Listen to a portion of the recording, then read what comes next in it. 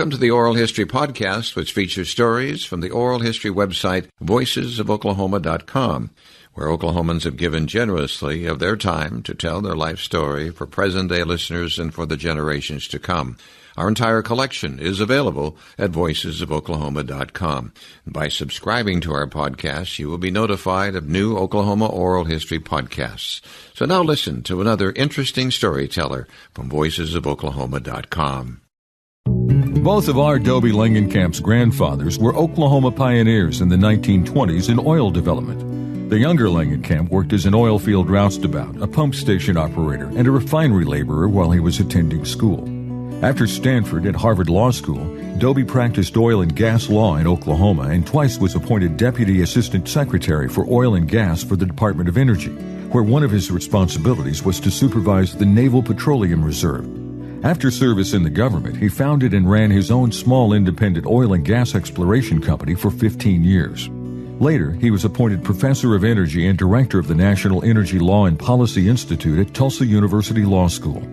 Dobie Langenkamp has also served as energy consultant for the State Department and Department of Energy in Kazakhstan, the Republic of Georgia, and Iraq. He has lectured on international oil and gas law in Ghana, Angola, Uganda, Egypt, and Argentina. You can listen to Dobie talk about his days at Tulsa Central, Harvard, and Washington, D.C. on the oral history website, voicesofoklahoma.com. Today's date is January 12th, 2012. Dobie, would you state your full name, your date of birth, and your present age?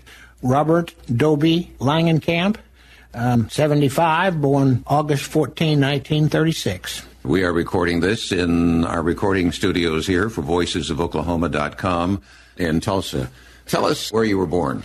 Well, I was born here in Tulsa, about 13th in Peoria. As I like to tell, and my wife is now tired of hearing me say, I was born on the hottest day in the history of Oklahoma, which was 116 degrees, and last summer it got up to 115, but it has never passed 116 degrees. The building where I was born is still there as a small sort of pink warehouse across from Long John Silver's. What was the address? Like 1327 Peoria. It was a 8-bed osteopathic hospital, and now it's a warehouse. We were osteopath people back in those days. There were sort of two classes of people. There were the osteopath people and there were the MD people, and the osteopaths tended to be a little bit poorer. So it was less expensive. Yes, it was less expensive. And it's interesting because the doctor that delivered me, I got the birth certificate out the other day, and he turns out to be a fellow that was in the Atlas Life building when I started practicing law in Tulsa in 1964. I didn't know this at the time, or I would have gone in and met him, but his reputation was that he handled all the prostitutes. I mean, his practice had declined to the point he had a small office in the Atlas Life building and serviced mostly the hookers in Tulsa, and this was the guy that delivered me in 1936. But when he was in the Atlas building, he had a medical office in the Atlas building. Back in those days, there were quite a few doctors who were downtown in the tall buildings and so forth. But anyway, I didn't recognize it till later, and I saw that name, and I said, well, that looks familiar. And then I got to thinking, he was the one that everyone said, go up to the 10th floor if you want to see all the prostitutes in town come in for their tests. Okay, let's talk about your family. Let's start with your grandparents, Grandfather Langenkamp. Where does he come from? Where does he live? Well, he came from St. Louis. There was a large German population in St. Louis. His father came over from Westphalia. I've been to the town where presumably the Langenkamps came from. His father was evidently a foundling, either a foundling or his parents died shortly after he got over here. And he made money for a while as a cook on a riverboat up and down the Mississippi. Evidently, the only asset he had when he got to the country was 4 or 5 recipes. So he was a cook for a while and ended up being a shoe salesman in St. Louis and raised over 25 children. He had a bunch of children, his second wife had a bunch of children, and then they together had a bunch of children. So my grandfather one time said there were 25 children raised in this brownstone house there in St. Louis, 2-story. But you're talking about your grandfather's father. My grandfather's father, yes. So and my grandfather was one of those 25. Right. And then what he did, what many people did in those days, is they took off and came to Oklahoma. My grandfather, Langenkamp, came down to Drumright. He was a self-educated engineer, had no college education, but had taken all sorts of correspondence courses in those days. And so he was an engineer for Prairie, or one of those early companies, and built a lot of the pipelines around Drumright. In fact, he did fairly well in the oil business in the sense that he kept getting promoted and eventually was located in Tulsa. I have a great picture of my father in Drumright as a 10-year-old boy doing a handstand on a horse, and in the background you can see the hillside covered with these drilling rigs. You know, you had the big boom in Cushing and Drumright. Anyway, my grandfather came down, did that, lost his job because of mergers and acquisitions and so forth, and ended up with a number of different jobs. But at one time he worked for Williams in the Panama Canal, laying a pipeline down there. So he was a pipeline engineer, had 8 children, and was a typical sort of German autocrat. Didn't he at one time head up the WPA in Tulsa? Yeah, one of his jobs after Prairie Oil was acquired by Sinclair or someone, and he lost his job. He took over the WPA in Tulsa. Let me just say that's the Works Progress Administration, was the largest, I suppose, most ambitious New Deal agency, employed millions of unskilled workers that carried out public works projects and public buildings, roads, and operated large arts, drama, media, and literacy projects. So the WPA, your father then in Tulsa headed that up. Yes, he was like the regional supervisor, the district supervisor, because he had been basically a supervisor and superintendent of pipeline construction, and most of this work was building courthouses and streets and so forth. There's supposedly a picture somewhere, I've never seen it, of all the crews out working. There are just thousands of people, and many of them are lawyers and bankers and people who had lost their jobs, who were for the first time in their life forced to use a shovel. He was a socialist, which was the other thing that was interesting about my grandfather. He believed that religion was the opiate of the people, and I remember as a small boy I was religious.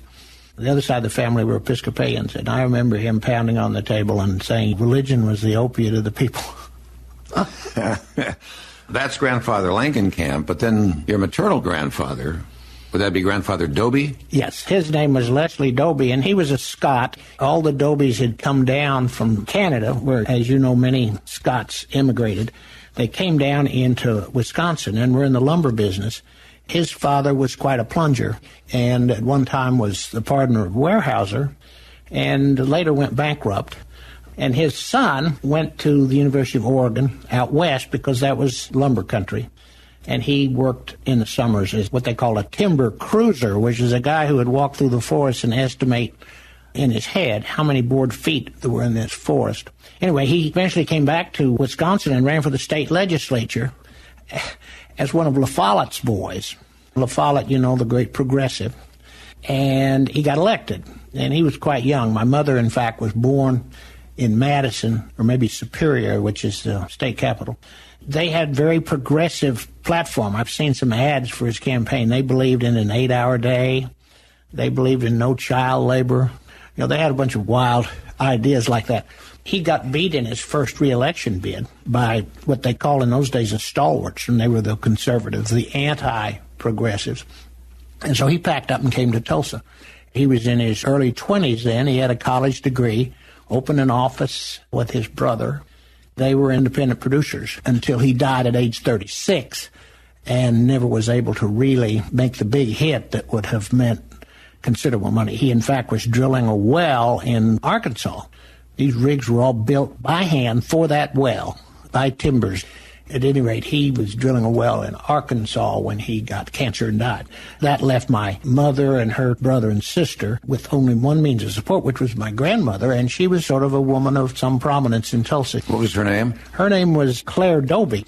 I have a clipping of her from the Tulsa Tribune with a picture saying that she was going to be reading Thanatopsis for some club or some presentation. She was a thespian of sorts and was one of those that founded the Tulsa Little Theater.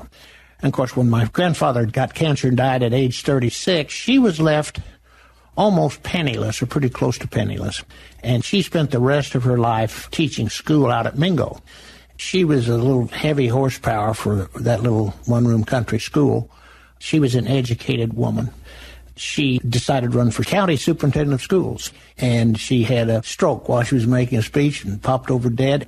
So at that point, my mother and aunt and uncle were orphaned. My mother had just gotten married. So the Dobies had really some bad luck.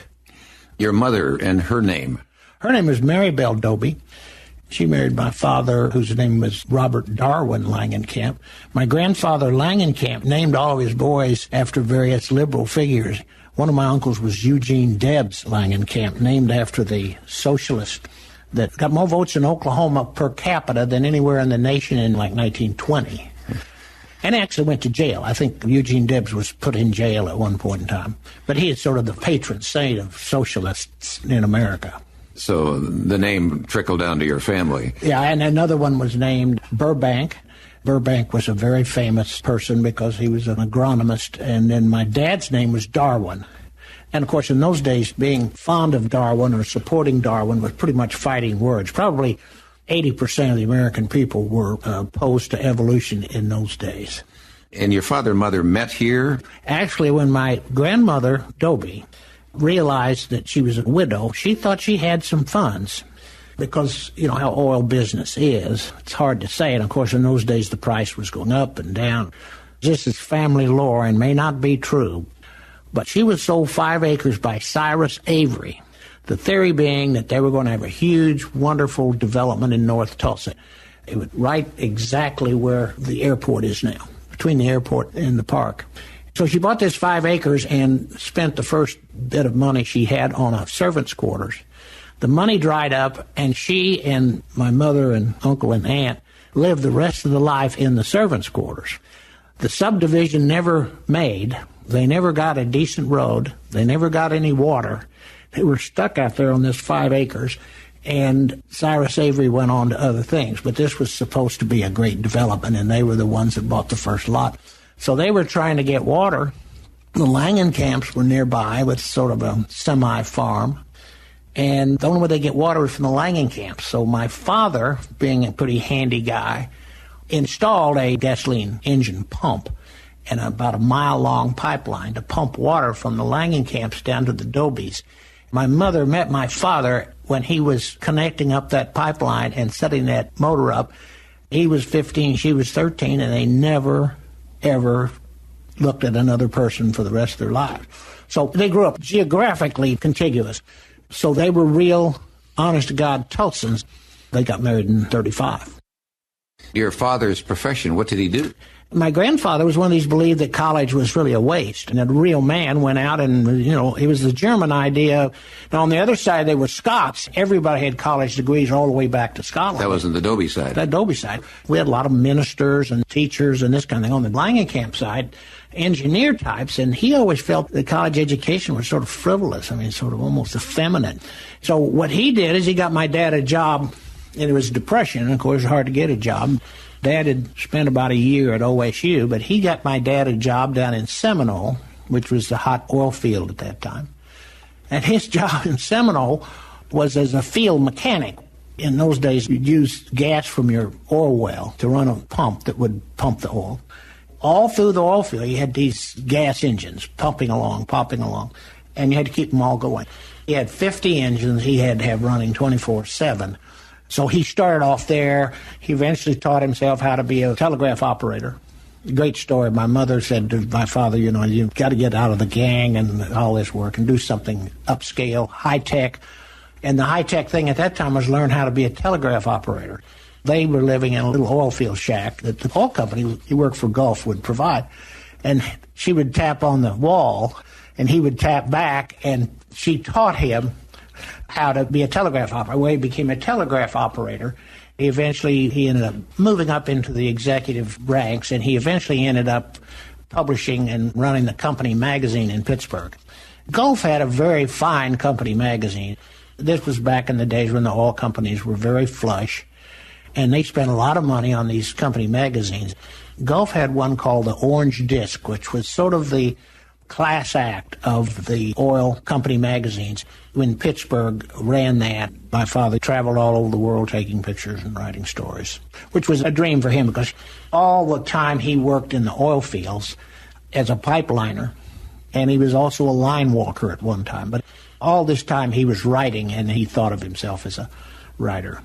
Let me come back here to this family farm. Didn't the airport authority condemn the family farm?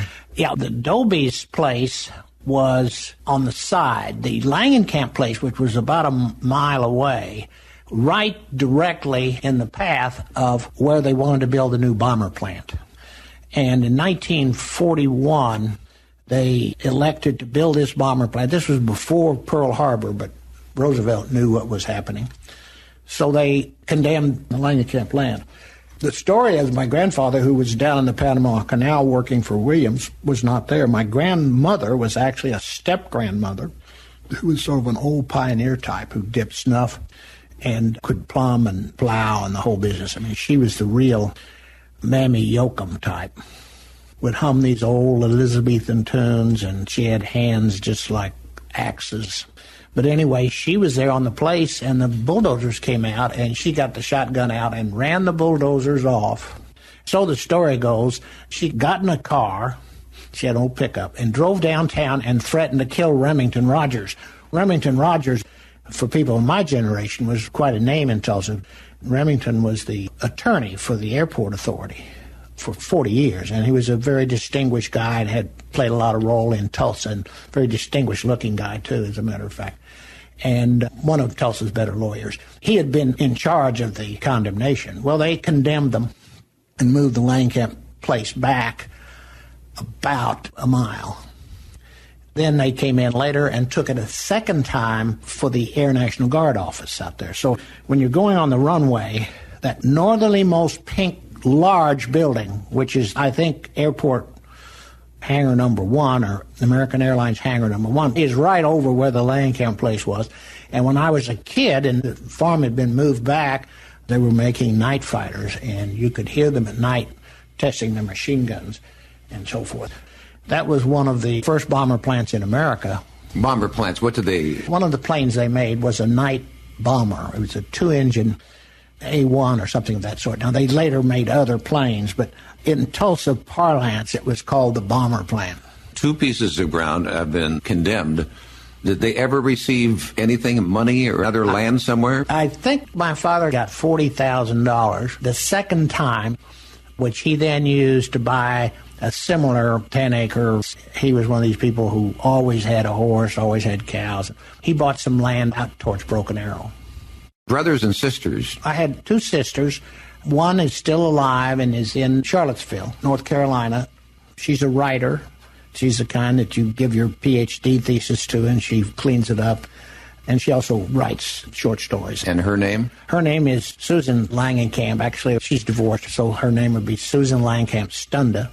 And then I had a sister who was the closest in age to me, killed in college in an automobile accident. I was at Harvard at the time, but it was evidently quite a spectacular accident that happened out there on the highway right near Sand Springs. I know exactly the spot where it happened, but she was killed, and she was a sophomore at Oklahoma University. And her name? Her name was Bishie, or Elizabeth Langenkamp, and she was quite an interesting person. I, of course, didn't pay any attention because she was younger and so forth, but, I mean, she was president of the student body, and, you know, she was a very popular girl.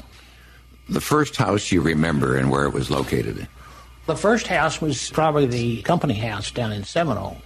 That house was a shotgun house, paid for and provided, and they may have charged a little rent by the company, Gulf Oil. They had these houses all lined up, and they were all without paint, and ours had no inside toilet. They had outhouses. This would have been 1937. My father went in and built an entire bathroom, and then under the cover of darkness laid the pipeline to the nearest sewer line and tied in, so we had inside bathroom. My first night in my own house would have been a house that had an outhouse, but he eventually fixed that up.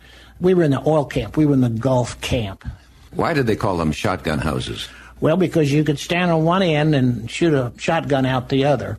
It usually consisted of 3 rooms. There was sort of a living room, and then there was sort of a bedroom and then a kitchen. Of course, they had little stoop porches. It was quite interesting because one of the people who lived in that Gulf camp, his family just died about a week ago. It was Paul Donovan. Paul Donovan was a priest, pretty well-known priest in this area. He was one of many boys in the Donovan family, and they were Gulf people, too, and they lived in the same camp. Okay, again, the first house was in what town? Seminole. In Seminole. See, my folks had been married in Tulsa, but the first job he could get was down in Seminole. The first school you attended, where was that? By the time I got to school age, we had moved up into Indiana and Illinois. And my first schooling was in a town called Effingham, Illinois. Effingham was a little typical Music Man county seat right in the middle of Illinois. There's an oil field there, though, called Edgewater Field, and my dad, by this time, had moved up to be a gauger. But anyway, Effingham was a wonderful little town. It had a little courthouse and a little square and had a newspaper and a radio station. My dad there was good friends with the fellow who ran the radio station, and so this fellow asked my dad to have a radio program of classical music, which in the middle of nowhere was not anything to get us.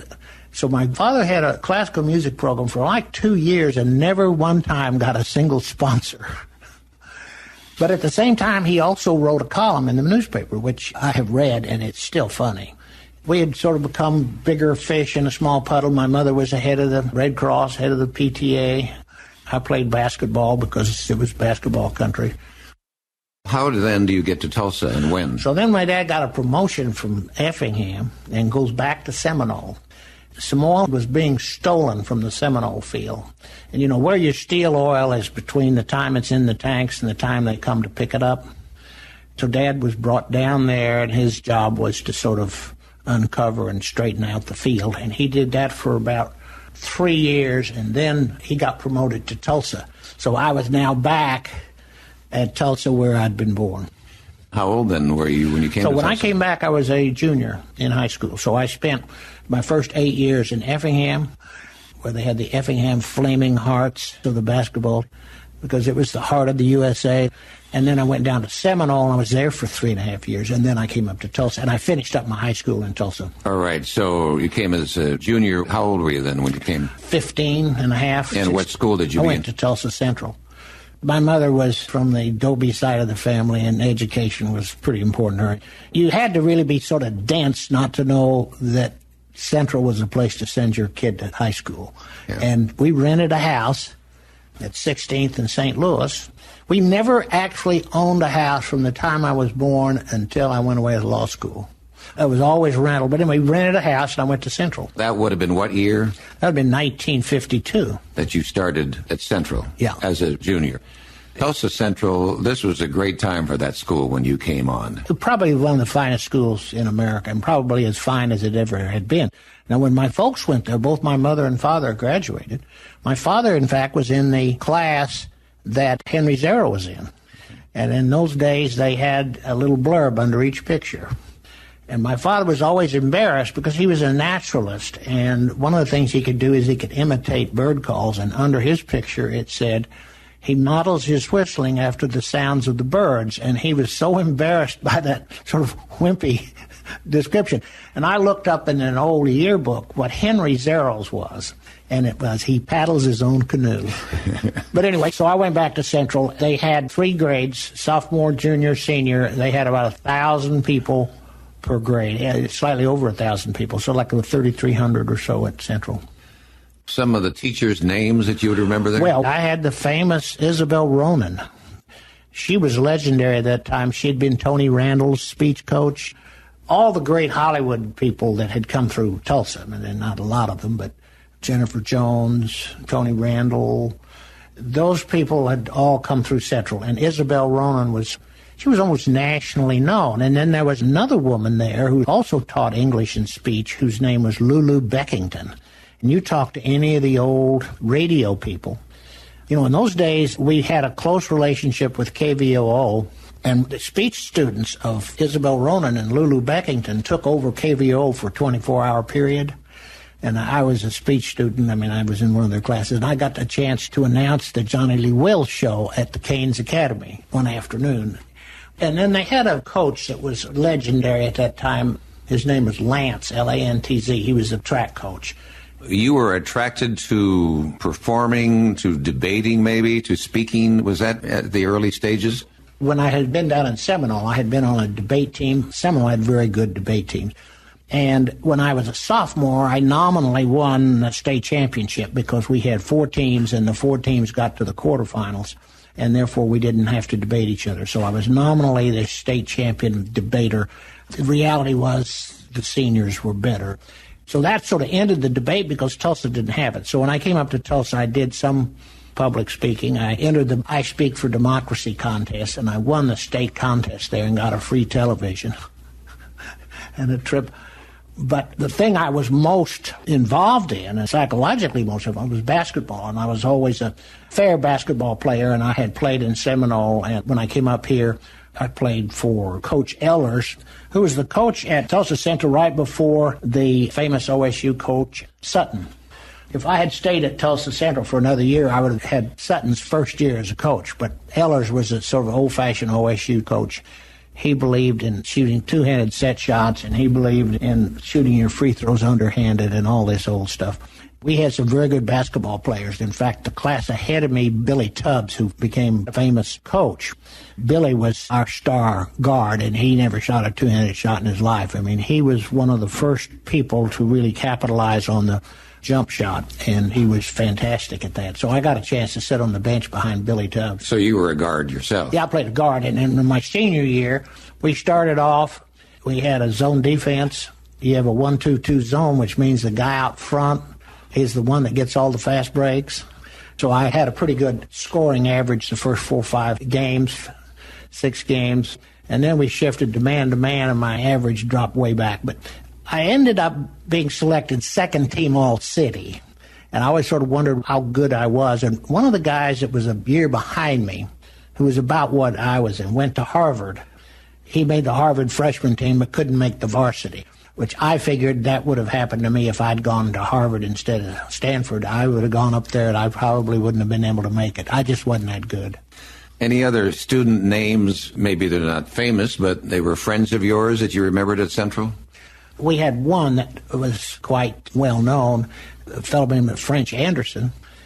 One of the things I did was write the sports page, so I got to know all the track people. And French was on the state champion mile relay team, and he won the National Science Fair one year. He won it by figuring out how to multiply, divide, and find the square root of Roman numerals, which has, to this day, amazed everyone. Anyway, French went to Harvard, and then to Harvard Medical School, and then the NIH, and he, for a period of time, was nationally known as the father of gene therapy. French was not only the kind of guy who could perform, but he was a great self-promoter. His mother had been a well-known newspaper reporter for the Tulsa World. But at any rate, he knew how to work the press and so forth. So in the year that Newt Gingrich was the Man of the Year for Time magazine, the runner-up was French Anderson. And we used to joke about French being a failure because he had not yet gotten the Nobel Prize. He had figured out a way to solve ailments with the genetic cocktail that he fixed up. In the first case he had, the girl had a sort of a difficult to diagnose and not very serious ailment. According to science, he solved it. He cured her, which of course made him one of the most famous people in science at that time. And this would have been probably in the early, mid-'80s. The next time they tried it, the guy dropped dead. He was dead before he hit the ground. So that really sort of set back French Anderson's approach to medical science, and it wasn't his fault. I mean, it was something that had been attempted. He went out to California then, took over a big institute, and while he was at the institute, he had a young student that he taught Taekwondo to. He had no children of his own. He became a very fine Taekwondo practitioner, and he taught this little girl and made her a national champion. She then goes to the police and complains that he has molested her, and he is now serving a 15-year sentence for this one single, rather questionable case involving these allegations. I've looked into it, and I've even written a letter to Governor Schwarzenegger. A bunch of us have written letters to try to get him out. So here this guy was the most famous and most respected guy in our class, and he was given a 15-year sentence when he was 71. So it's pretty close to a life sentence. He was one of the brightest men in America, and he's out there in this prison. And the case, of course, from a legal standpoint, is quite interesting, but we don't have time to get into that. In the 50s, your remembrances of Tulsa, downtown businesses, movie theaters, that type of thing. Oh, it was a wonderful place. Of course, I had come up here from Seminole, which at that time was a fairly bustling place because The peak of Oklahoma oil and Tulsa oil is somewhere between 1952 and 1960 in there. But anyway, I came up to Tulsa, and it was wonderful. I'd go downtown, and the men were wearing either white or two-tone shoes and straw hats, and they looked like Wall Street. And they had a big mail establishment called the Orpheum Grill, which had a blackboard, and they were writing up, I guess, the results of horse races, and they had poker and pinochle in the back, and they had a bar. Of course, it must have been a beer bar, because at that time, Oklahoma was still dry. But Tulsa was an absolutely fantastic place. I remember my mother drove me all the way from Seminole to Tulsa when I was like in the freshman class to show me the Boston Avenue Methodist Church, which she said was one of the great examples of modern architecture, and to take me and show me the mural in the First National Bank building. And I don't know whether you've ever seen that mural, but it's a wonderful mural. And now it's really sort of lost everyone because they no longer have the public access to this area, or at least not very many people. So Tulsa was an amazing, amazing place. And, of course, once I got up here, I got a job as a lifeguard at Southern Hills. So my summer of my junior year, I passed up a chance to go to Boys State because, well, we needed the money. Anyway, so I go out there, and I'm lifeguarding at Southern Hills, which is the creme de la creme of the oil barons of Tulsa. And I got to know all of their children, and I got to know a lot of them by sight. You know, those were the days when Tulsa may have had 15 or 20 major companies located here. And they all, of course, played golf at Southern Hills and that sort of thing. So that gave me a good, sort of a nice view. I used to have to hitchhike out Lewis. It was a blacktop road in those days. You know, there wasn't much town past 31st. In fact, I was examining an abstract the other day, and I don't think south of 31st came into the city limits until something like 1952. So anyway, Southern Hills was beautiful. Downtown was beautiful. The First National Bank was sort of the key. The BOK had never really recovered from the Exchange Bank collapse. And so the BOK at that time was definitely second fiddle. I eventually came back in the late 60s, was a lawyer, and I met many of those bankers. But it was the First National Bank, the Boston Avenue Methodist Church, oil companies all up and down. My dad worked on Main Street. Gulf had a big office on Main Street. Then they had the refineries, which were going full tilt. And the other thing was I got a chance to work in the refineries. So I worked in the refineries a couple of summers, so I got to sort of see that side of Tulsa. The refineries had just come out of a huge labor struggle that was still being talked about. This labor struggle took place, I don't know whether it was the late 40s or the late 30s, but anyway, there was an attempt to organize it. And it got to the point where they had to call out the National Guard. And many Tulsans knew the late Charlie Cothe. Cothe is sort of a famous name around here. Well, Charlie was a young lawyer, and he got his fame as the lawyer for Mid-Continent, which was the name of the oil company. This was before Mid-Continent was bought by Sunray DX. This was a real knockdown, drag-out labor fight. I mean, people burning people's cars and all this thing. And the union was broken. When I went out to work there, people were still talking about it because some of the workers out there were still sort of bitter about the fact that they had lost the battle. So I got to see Tulsa, and of course, downtown Tulsa at Christmas. The windows of most of the stores, like Vandiver's and so forth, had mannequins that moved. And you would go downtown to go from place to place to see the displays. You'd get in the elevators, and the elevators were jammed with people. And, the woman operating the elevator would say, first floor, lingerie, second floor, sporting goods, and so forth. It was a wonderful place. And I remember I was interested in going to Stanford, so they said, go by and see Sam Brenner. Sam Brenner had a store. It was called Brenner's. His dad had founded it on the corner of 4th and Boston. There's a brokerage house there or something, but it was quite a place. They sold shoes. So it was a men's clothing store. Men's clothing, very nice. And about a block west was Wolf Brothers. Wolf Brothers had its own floor walker. He was beautifully dressed. He had a waistcoat. I remember going in there one time to buy a shirt, and I couldn't buy the one that had the brocade because it was $5. It had a sort of a white pattern in it. But Wolf Brothers was really a clothing store almost out of the movies. And, of course, we had real money in Tulsa at that time. You remember restaurants? They had a restaurant on Main Street called Bishop's. It was an all-night restaurant or close to all-night. So if you went to a play or you went to a movie, you go to Bishop's at 10, and the place was packed. and everybody was there. I mean, it seemed like in those days you would go out on a date or you'd go on an event, and then you would go out and hang out in one of these restaurants for 2 or 3 hours. You know, nowadays people go to the movies and seem to go straight home. There's no sort of night spot. Well, Bishop's was quite popular, and also a big luncheon spot. It would have been on Main Street between 4th and 5th on Main. I'm trying to think of what else they had. Of course, in those days, if you had a lot of money and you wanted to take your girl to a fancy place, you took her to the Louisiana. I guess the Louisiana stayed in business for quite a while. I never had enough money to take anybody to the Louisiana, but that's sort of where you went. There was another all-night place at the corner of 15th and Peoria, and it was a honk and holler type place, but had a big inside area, and it was always filled with people late at night. It was amazing. There were 3 or 4 places you could go after the movies at midnight and find people, the people you knew, and check to see if your girlfriend was with somebody else.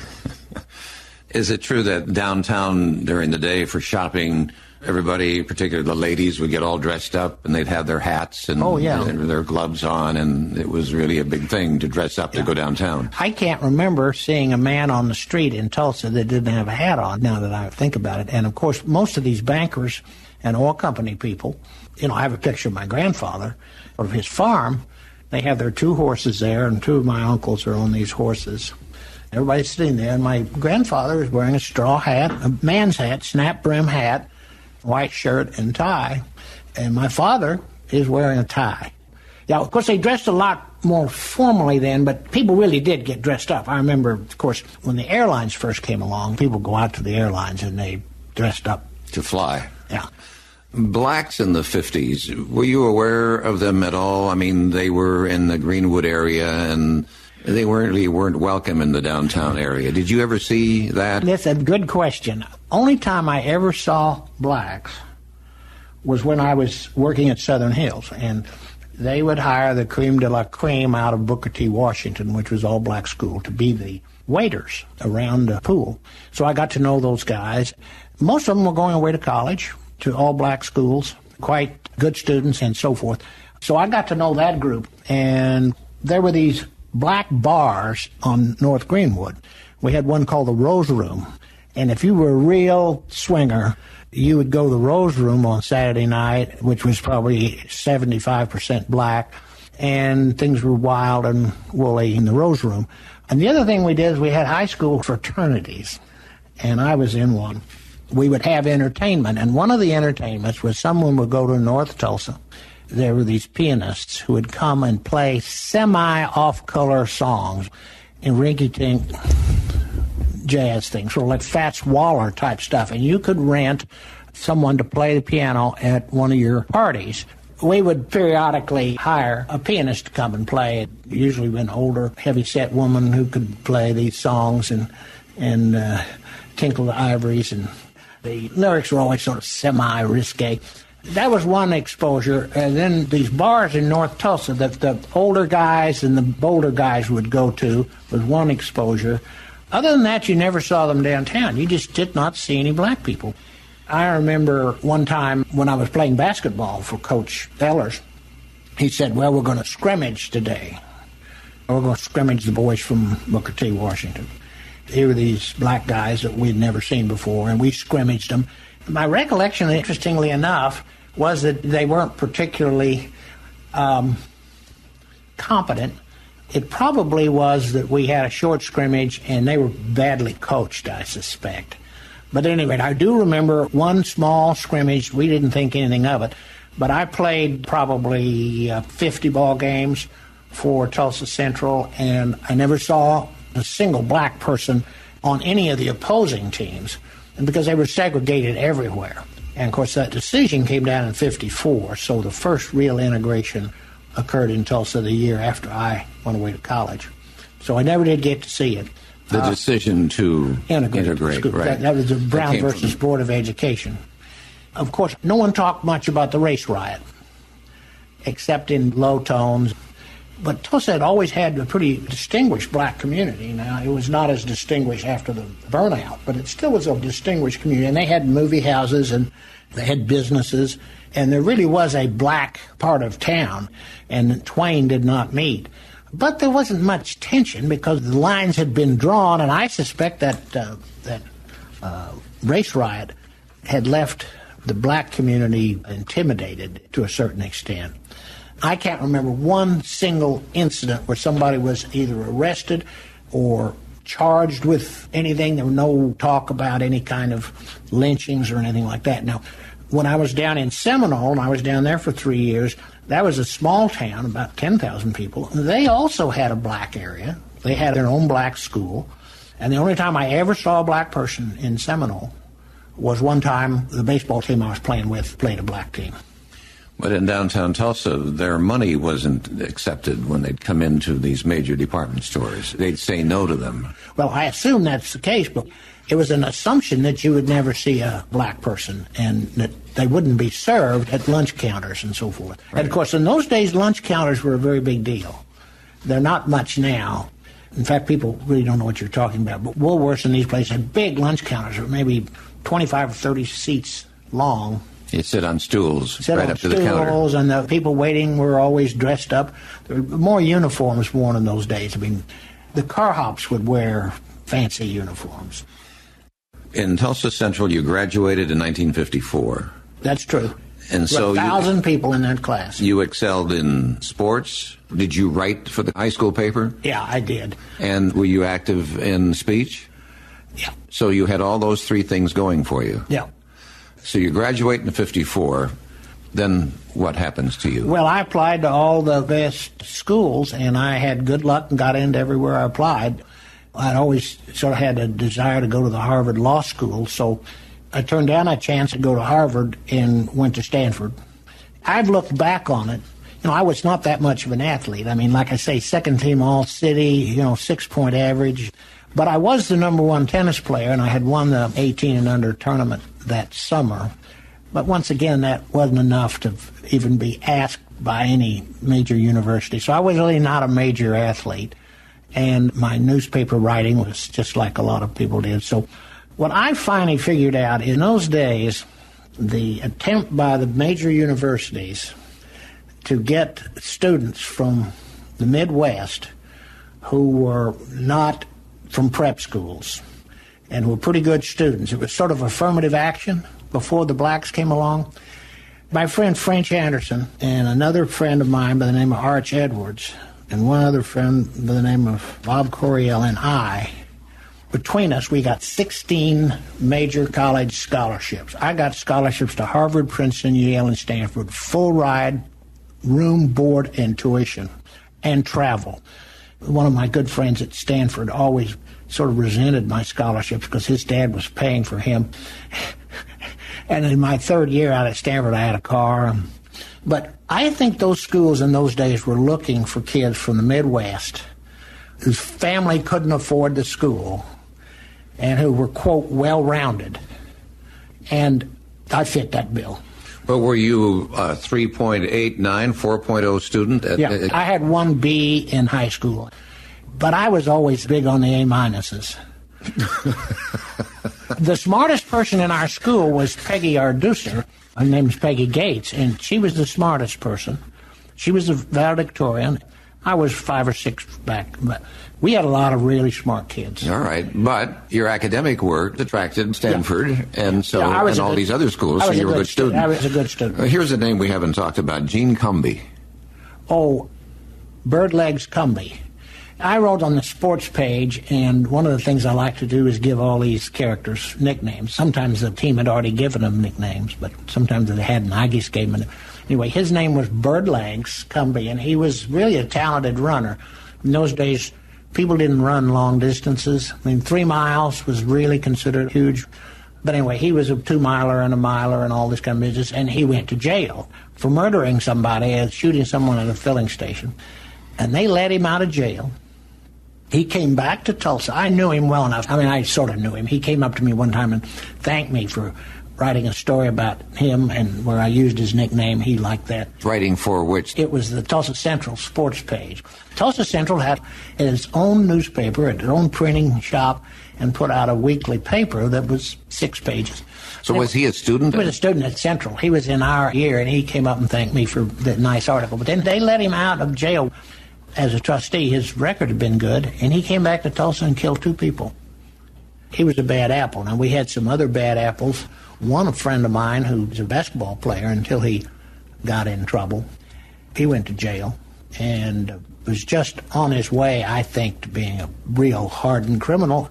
And I saw him at the 35th reunion, and he was tall and he was handsome and well-dressed. I said, Ronnie, what in the hell are you doing? And he said, well, I'm superintendent of production for West Texas for Shell Oil or something like that. He had totally turned it around. He had been one of these boys' home boys that went to Central. We had a bunch of these kids who really were orphans who'd show up at Central. He was a hell of an athlete, a very good athlete, but he had no parents, and he stole to support himself.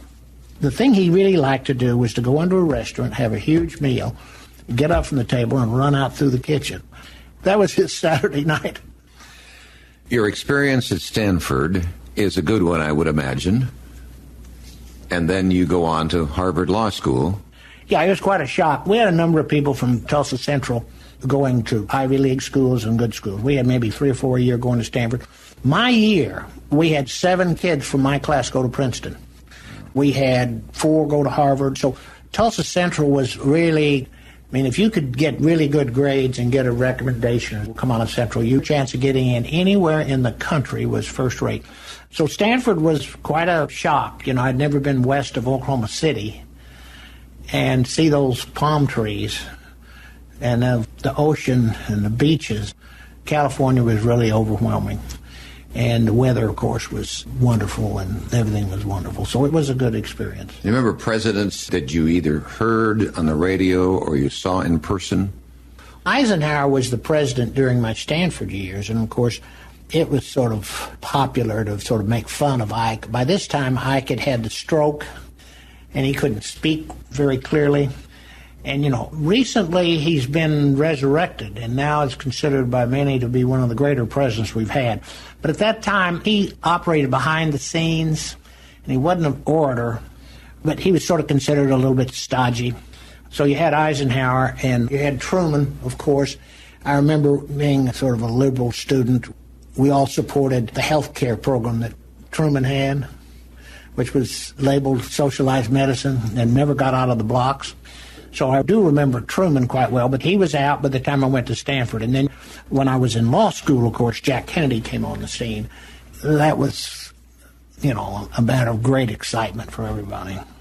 Well, there you're out there in the East, and he's, of course, an Easterner, and Harvard, and that was a big time for you. Did you get involved in politics at all at school? At Stanford, I did a bunch of things in a fraternity, and I was one of the editors of Literary Magazine, and I debated.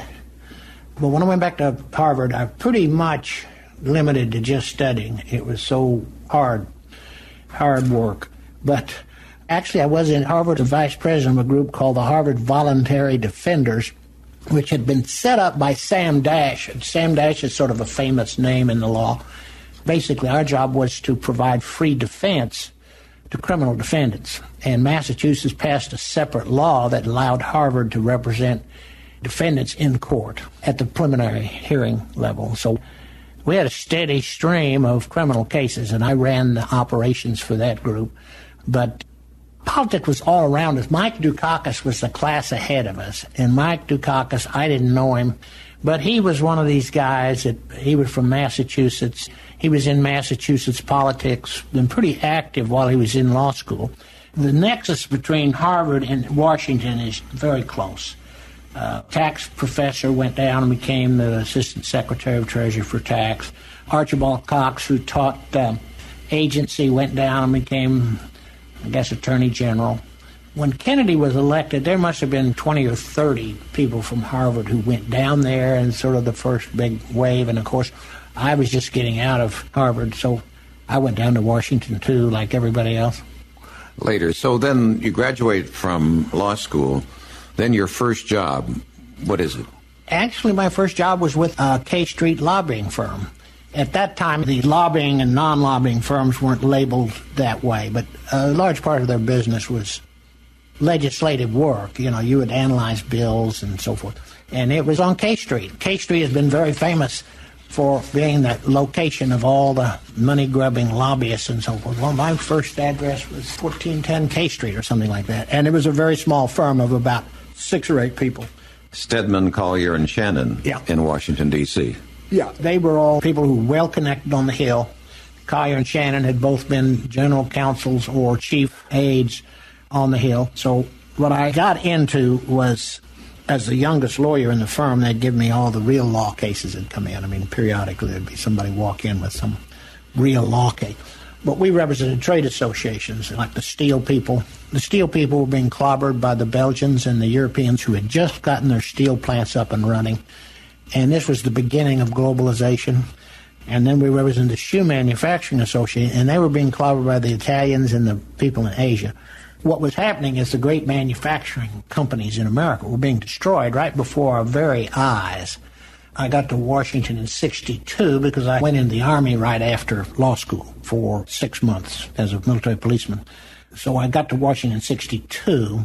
Kennedy was just getting passed a bill called the Trade Expansion Act, which was the opening wedge of globalization and free trade. And before that time, we basically were still in the old mode of tariff protection. And I remember going up on the Hill and hearing testimony, and of course, all the internationalists were for it, Republican and Democrat. I mean, it was the latest thing. The unions and a handful of people like the shoe people and the steel people were against it, and Kennedy rolled right over them. It was really one of his big accomplishment. It was sort of the NAFTA in that respect. That began the surge of imports. I mean, they just wiped the shoe industry out. All the shoe companies that we represented, I imagine in 10 years they were all out of business, which is an interesting little sideline because one of the things we tried to do was to try to get some protection for the shoes, and we were going to do it through the White House. So my partners got an appointment with Jack Kennedy to go in and talk to Jack Kennedy about the problems shoe people were having. And, of course, Kennedy knew all about the shoe people because Massachusetts and Maine were nothing but shoes. I mean, it was one of the major industries there. So they go in and bring in all these shoe manufacturers. There was no room for me because we had the room all filled up with basically our clients. But I was waiting bated breath in the office when they came back, and they came back and they'd had a wonderful meeting. My boss, Tom Shannon, had known Kennedy back when Kennedy was a senator, and they'd both been Irishmen, wild hair, drinking, carrying on type, so they knew each other quite well. So Kennedy said to Tom, so great to see you, and put his arm around him and all. What can I do for you, Tom? He lays out the problem of the shoe business. Kennedy turns around to his economic aide. I've forgotten what this guy's name was, but anyway, he was a well-known sort of figure in the White House, and said, so-and-so, he said, take care of these boys. Make sure they get everything they want. And about a month later, Kennedy was assassinated. We were on the defensive all the time, and of course we were wearing the black hats. When the firm went up to Harvard to interview several years later, after I had moved on, they picketed this law firm. This law firm had grown because the law firm represented South Africa. Like I say, it represented all the manufacturers who were trying to prevent imports. The Japanese and the Chinese, particularly the Japanese at that time, but the Japanese came in major force. So you would go to a congressional hearing and there'd be some great-looking, blonde, blue-eyed Yale graduate testifying, and in the back row of the hearing room you'd have 10 or 15 of his Japanese employers. They were kicking the fanny of anybody who was on the tariff side, and we've seen the result of that, and that is the destruction of American industry. I think maybe we're coming back now, but we got passed, I think I had something to do with developing it, called the Muskie Amendment, which was basically a import limit on shoes. It wasn't a tariff on shoes, but there was a provision in the Kennedy bill that said if it affected national security, you could put a limit on it. It was called the National Security Exemption, and you read about it in the paper periodically. Well, we took the position that an army can't fight without shoes and without boots, and we were able to sell that. Muskie was our... Edmund Muskie. Yeah, he was from Maine, and of course a big shoe state. So we got the Muskie Amendment, which basically said after you've imported 40 million pairs of shoes, no more shoes can be imported. And they eventually shifted that to automobiles. So for a long period of time, we had import quotas on automobiles as sort of a substitute for tariffs. You were there till 1964, and then you came to Tulsa. Yeah. How did that come about? Well, I was a little bit disappointed in Washington in that it's a big pond. Nobody knows anybody. In other words, You don't know the guy on the corner who's selling you the newspaper. And, most people live 45 minutes from downtown in one of the many communities. And you don't really deal with clients. You deal with associations mostly.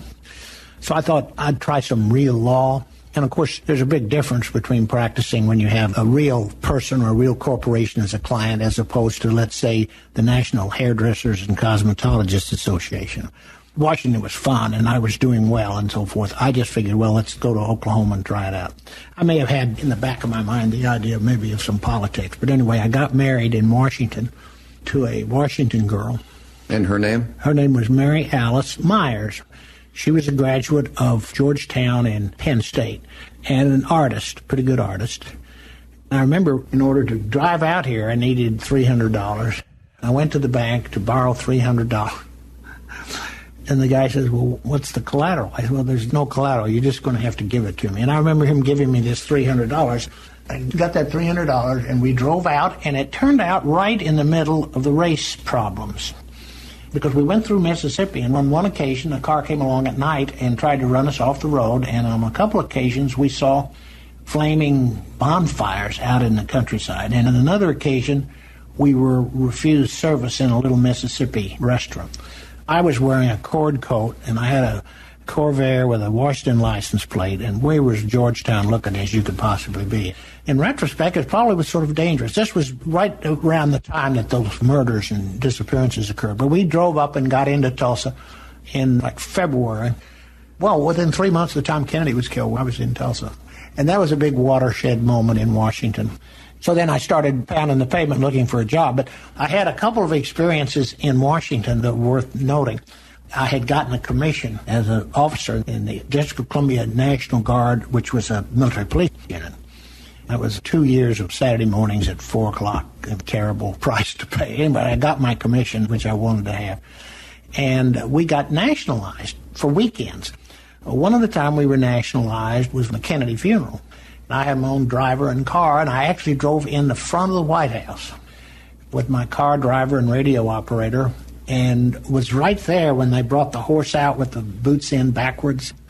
And then my unit, which was a platoon of military policemen, had a sector where the parade went. Ted Kennedy and Jacqueline and Charles de Gaulle and all the family marched from the White House on 16th Street down Connecticut about 8 blocks, and then turned right, went to a church that was there. And we had the last block, my 30 guys. We were told in advance that the Jackal was in town, and that we should look out for the Jackal. You remember the Jackal was the one that was supposedly trying to assassinate Charles de Gaulle? There's a great movie called The Day of the Jackal. Mm-hmm. I said, well, how are we going to tell who the Jackal is? And they said, well, he's wearing a shearling coat. We were on the lookout for the Jackal, who never turned up. But the most amazing event I got in was shortly before I got a commission. They picked all of us up one morning at 5 o'clock, all the National Guard, and put us in 2.5-ton trucks and took us all over town, dropping us off at various intersections. I said, well, what's going on here? I hadn't paid much attention. I was practicing law during the week. They said, well, there's going to be a big march on Washington. As luck would have it, I and my other 6 compatriots, all E1s in the military police with our white hats and our John Browns and our billy clubs, were dropped at the Lincoln Memorial. I said, well, what's our mission? They said, well, you're to keep the crowds back.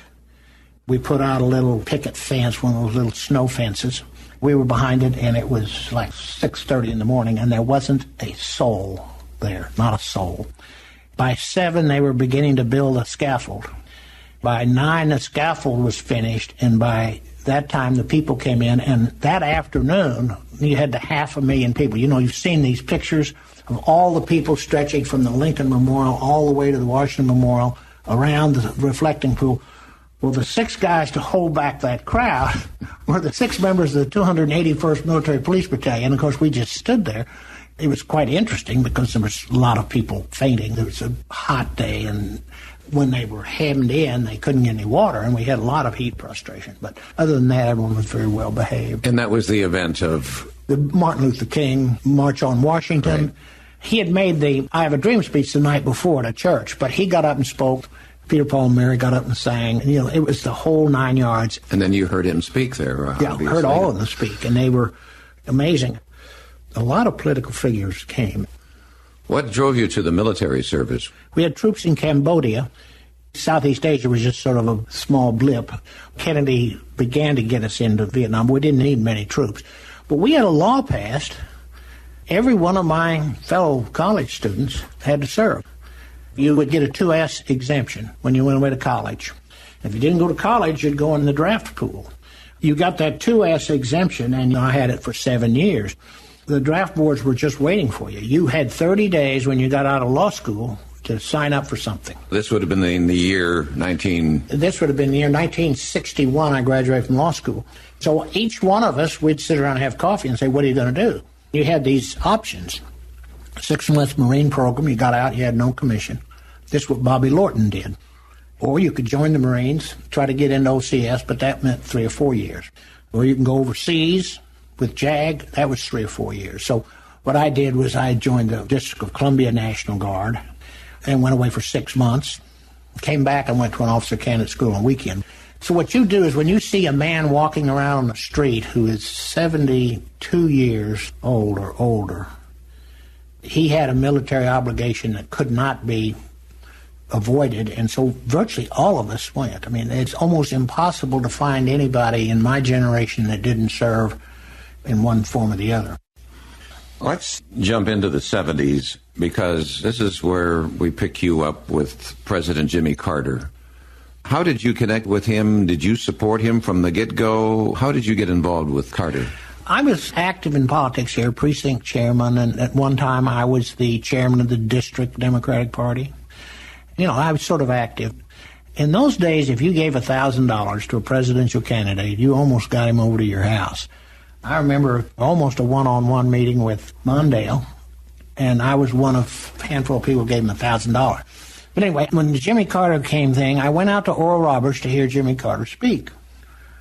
And I remember coming out of that meeting and saying, that's the first time I've ever heard a candidate use the word Jesus Christ in a speech. I said, you know, this guy is definitely a religious guy, and he's different. So we had our precinct meetings, and I had decided to support Carter, although I was also tempted to support Udall. And in retrospect, I think Udall might have made a better president. But at any rate, I supported Carter. I was elected at the precinct, and then I went to another meeting and another meeting and another meeting. Finally, I got to the district meeting, and I was selected as one of 2 delegates to the National Convention. In those days, we're talking about actual selection of delegates at the district level, and the other person was Peggy Cadenhead, whose husband was a congressional candidate at one time, and she was a good Democrat. The 2 of us and one other were designated as delegates. Well, this was very early in the process. After I was selected and Peggy was selected, there were only 12 delegates in the United States, Carter delegates. I mean, this was one of the first, I think it was the first state. So I was active in the Carter campaign. When he got elected, I thought, well, you know, I ought to try to go to Washington. And I remember it was very difficult. We didn't really have the kind of inside position that some people did. I mean, the guys who were actually on the campaign, and we weren't from Georgia and so forth and so on. And I remember putting my name in the hat for the only thing that I could hold my head up and say I could handle, which was Assistant Attorney General for Lands. And I remember they picked a general counsel of the Sierra Club for that job. And being an oil man and an oil country guy, I had no chance. Anyway, I sort of forgot about it. But a friend of mine knew that I had an interest in it and called me about a year later and said, a friend of mine is putting together a wing of the Department of Energy. I've told him about you, and would you be interested in coming up? So I flew up, met with this guy, met with Schlesinger. The department had just been set up, and they really didn't know exactly how it was going to work. And I was given a very big brief. I mean, as the Democrats are today, they're very anti-hydrocarbons. You know, it's a party that's loaded with tree huggers. For instance, they took all the oily stuff and they put it under one deputy assistant secretary, which was me. So I had this huge brief. I ran the Naval Petroleum Reserves. I ran the Strategic Petroleum Reserve, which grew to be the biggest reserve in the world. And I ran the oil shale program. I ran the offshore leasing program.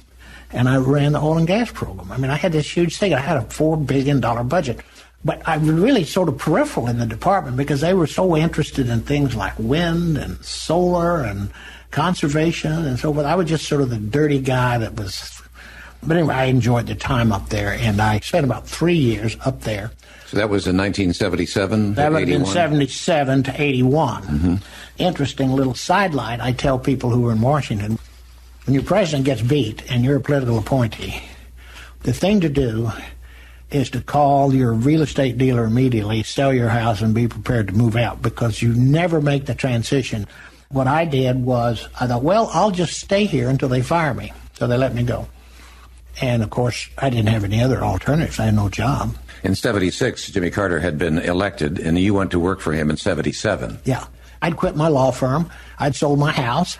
There I was up in Washington, D.C., no job, in this expensive Washington house, and Carter had just been defeated. Well, instead of quitting, I just stayed on. That would have been November, so I stayed on November, December, and in January I got a mimeograph note that said, "I'd like to have your resignation by noon today."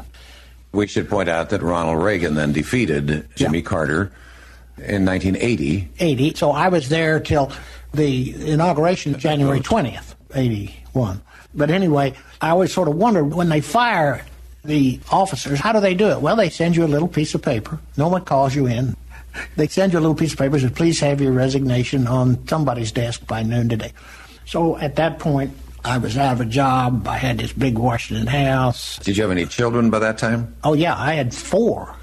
I had 4 in Tulsa, and I took them all up with me to be with Jimmy Carter, which was a huge problem. I mean, 4 new schools and dentists and doctors.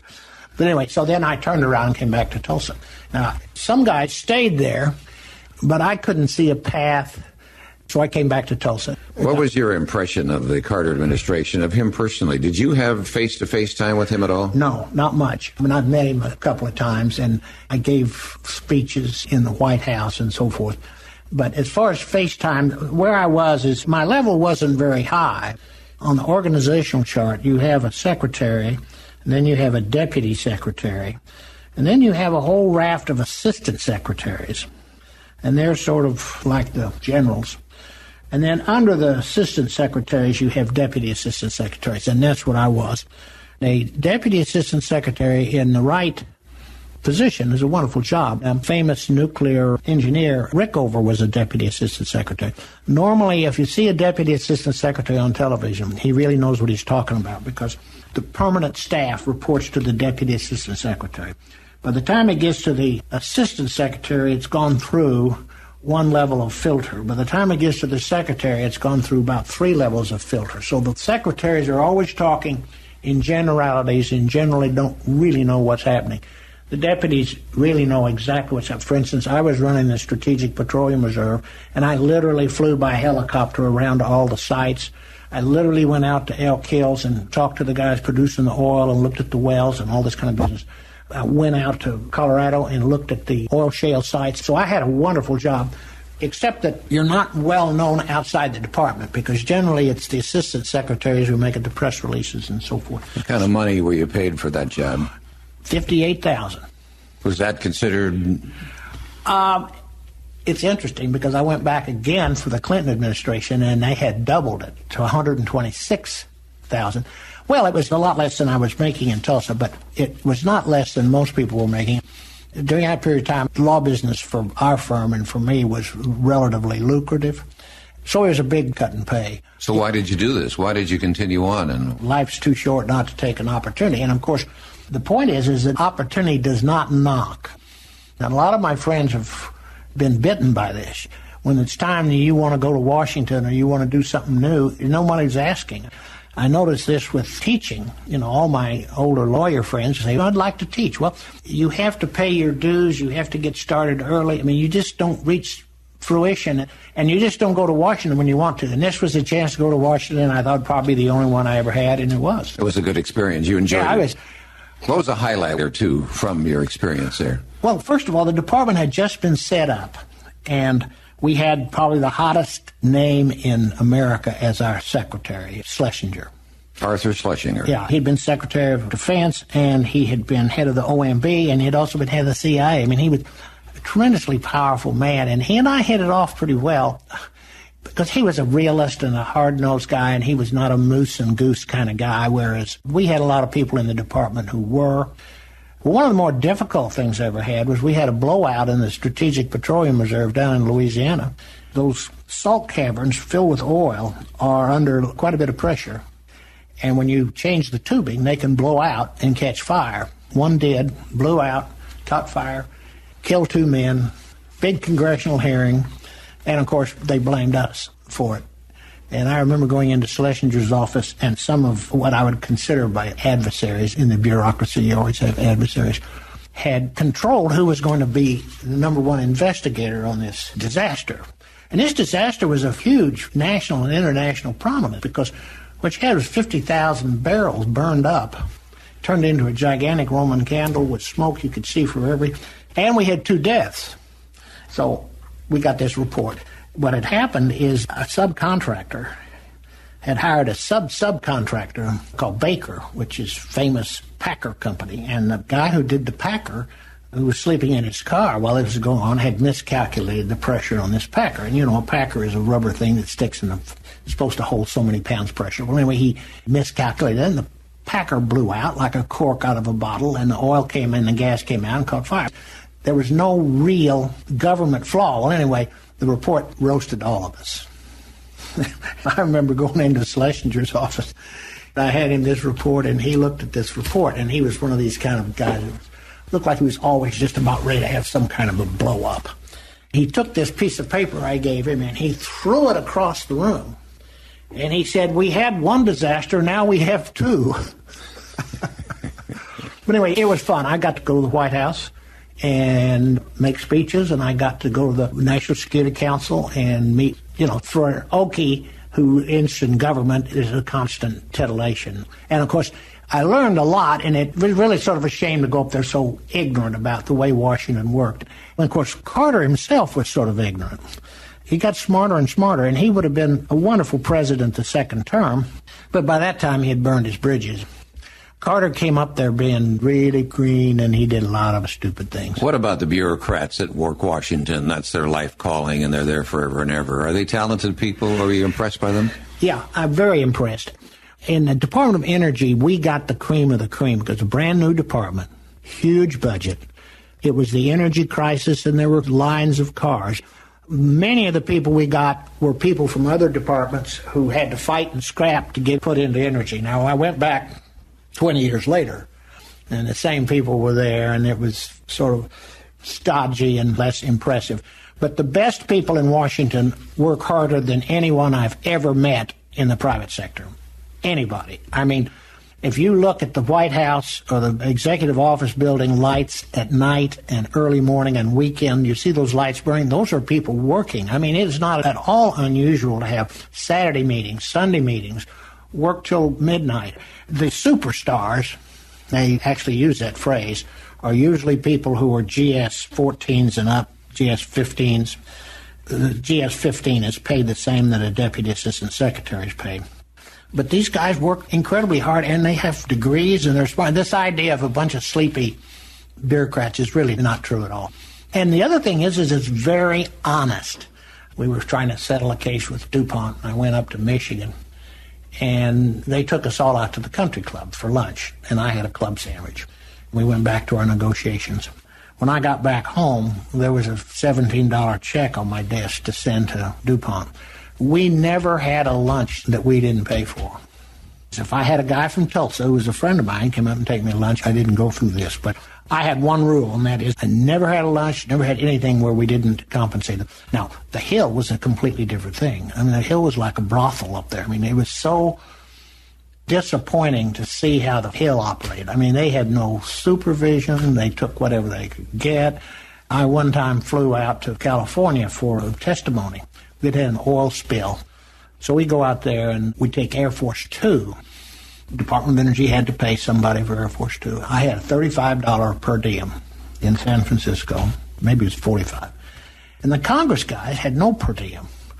The night we got out there, they all went to La Bourguignon, went to one of their fancy restaurants at $200 a plate, and booze and party. And I was over there eating at a Chinese dim sum, trying to get by my $45 a day. And that's sort of the way the Hill and the executive branch work.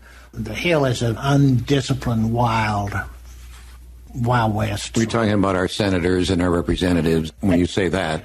They talk about their staff, yeah. And of course the senators too. I mean, they take all these trips. But there's really not much supervision over Congress except for the press.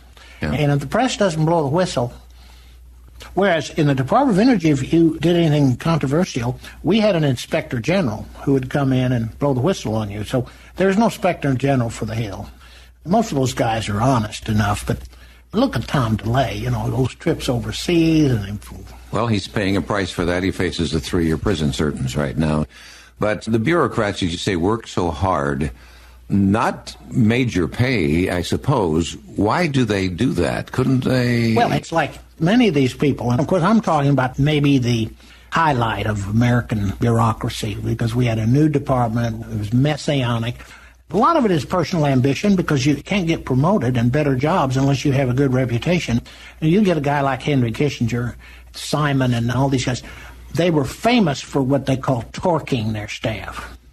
Basically, if you're not in there on Saturday, and you're not in there late at night, and you don't get that report out that he gave you at 4 o'clock in the afternoon and he wants tomorrow morning at 10 o'clock, he just moves to another job and he takes his good people and leaves you down the bowels of the department. So a lot of it is personal ambition in order to continue. There's always a higher level. Some of it's just patriotism or desire to do a good job. And, of course, there's some people who really don't do very much. But at my level, nobody ever got to the level where they're dealing with the deputy assistant secretary unless the guy had spent a lot of late nights putting stuff out, because there's just a tremendous amount of paper being shuffled. And it's hard to shuffle paper. It's hard to write good reports and have them on time and that sort of thing. So you're back in Oklahoma. Talk about the collapse of the oil boom in here, the collapse of Penn Square Bank. We had many bankruptcies. Bring us into that era. Well, it was sort of interesting. I come back, all the oil men that had hated Jimmy Carter. Carter had a few people who voted for him in 1976 because Carter was more modest than some. He talked about gas prices and so on. But by the time he had done the windfall profits tax, and he had the disaster in Iran, there wasn't an oil man in America that was for him. And one of the things he had done, and I was in the midst of all these things we did, one of the things we did is we passed a bill called the Natural Gas Policy Act. It was the first step to gas deregulation, and Carter got no credit for it. Carter also started the deregulation of oil. He got blamed for the regulation of oil, but the regulation of oil had been done by Nixon, and he inherited it. In fact, Schlesinger had a big role in Carter taking the position that we're going to deregulate. Reagan got credit for deregulating oil when it was Carter that did it. And the Natural Gas Policy Act was the first act that, you remember, it deregulated deep gas. It caused all those problems. Well, the guy who regulated gas was Eisenhower. It was very unfair, the treatment. But anyway, I come back, and the oil men are rich as creases. The word was that there was a millionaire every day in Oklahoma City. There were something like 2,000 new companies in Oklahoma, all of them making money hand over fist. And I came back and went into partnership with my uncle in an oil business, and it was fun. Money was flowing in. You could get wells drilled. The first year, this would have been 1982. The first year, we drilled 25 wells. We were a 3-man company. We didn't have an engineer. What happened is that when I got out of Washington, we'd had the big energy price spike because of the Iranian crisis. When Ayatollah Khomeini came in, the country shut down. So there was 4 million barrels a day taken off the market immediately. This was like 1979, 80. That 4 million barrels a day drove the prices up to over $40. When I came back, oil was $38 and beginning to sink. And between that time and 1985, it had sunk, like $15. So we were at a point where even a decent small well was losing money. And in that period, and then Penn Square Bank suffered. They made these loans based on a valuation of the oil. When the oil value declined, every loan was in default. Every loan in America, oil and gas loan. They didn't know what to do. The oil men didn't know what. Nobody knew what to do. I mean, Exxon had projected that oil prices would continue to raise. I was privy to the Exxon projections before I came back from Washington in 1981, and they were totally wrong. Everyone was wrong, and so everyone was caught out. They had borrowed all this money based on $40 oil, and it was now $10. So everybody was bankrupt. Penn Square started it, and it just dominoed, and we had a terrible bloodletting, which I always thought was sort of ironic, because under Reagan, the industry never suffered more than during the Reagan years. And Reagan was really partly responsible for that. One of the things that Reagan was very proud of doing was driving oil prices down and thus cutting off the cash to OPEC and cutting off the cash to Russia. The country that suffered the most from the price declines was Russia. When Brezhnev was president of Russia, oil was at $40, which is the equivalent of about $100 now. What happened is that Brezhnev was replaced by Gorbachev. Oil prices went into the toilet, and Gorbachev got caught with an incredible deficit. Reagan and Schultz were laughing all the way to the bank, because here America's great adversary was unable to pay the bills. And then at the same time, Reagan upped the ante by advocating Star Wars. So the Russians were in a terrible bind. And if you will look at the situation with Gorbachev, poor Gorbachev was in there during that period of time. Those oil prices were just totally, and so the Russian net receipts were cut in half or more. So I come back, I get in oil business, oil's $38, we drill a bunch of wells, we're doing fine. All of a sudden oil goes down to $10, $15, and we just barely hang on. Really, one of my greatest accomplishments is that I was able to go through that era without going bankrupt. I mean, there were 2,000 Oklahoma companies that went bankrupt. We hadn't borrowed any money, and we operated, which meant you can always make $150 to $200 a well by operating. And we didn't have a lot of overhead. And at one time, we cut all of our employees back by 10%. And my partner and I forwent any kind of pay ourselves. So we managed to make it through these bad times up until 96, and then he was getting older, and we just sold the company out in 96. And when we sold it out, oil was $18. You were the trustee for many of those failed companies, weren't you? Well, this was a bit of luck that really helped me put bread on the table during these bad times. I had done some bankruptcy work before, and I was asked by a bankruptcy judge to take over a small company that had 5 wells down around Okmulgee. I managed to get it turned around and get a buyer for it and all this business. And I told the judge, a little more business like that and I'll really be starving to death, because it was a labor of love. So maybe because of that comment, the next time one comes down the pike, he calls me again. And this is the Kenneth Turow bankruptcy, which was probably one of the more flamboyant cases ever in Oklahoma history. Turow had been sort of a con man. He was an All-American honorable mention football player from Michigan State. Tank Turow, Tureau. He started off with a sort of a swindle of other NFL football players. These were swindles in the sense that everyone claimed they were swindled, but they weren't necessarily prosecuted. And then he went into something else, and the SEC barred him from any further trading and so on. So he had this terrible record. In fact, we figured out that the day he came to Oklahoma, he had been turned down for financing a Chevrolet in Ann Arbor where he lived. But this hadn't prevented him from buying a lot of stuff. He had a 15-bedroom home in Palm Springs. He had thousands of acres out in New Mexico. He had lots of acreage here in Tulsa. He came down here to get in the oil business, and he managed to borrow $30 million from Penn Square Bank. He did it based on a little field down here around Okmulgee that I ended up operating, and after much difficulty, I was able to sell it for $1 million. But he went into Penn Square Bank, and I think there was some payoffs involved. He would buy horses from people for, $750,000. He was sort of a charming guy in a way. He was a charismatic guy, but very sort of spooky. He and I developed an interesting relationship. He finally was killed in a car wreck. He was a huge drinker. He was the kind who would pass out in his plate. But anyway, he had, at the time of his bankruptcy, maybe 15 corporations, which I pierced the corporate veil on all of them. He had $27 million worth of quarter horses. Nobody has ever had a lock on the quarter-horse mares like Ken Trudeau. Well, before I was actually appointed, and during the period of time he was wrestling around with the court, he was able to lay off a good 20 million of them.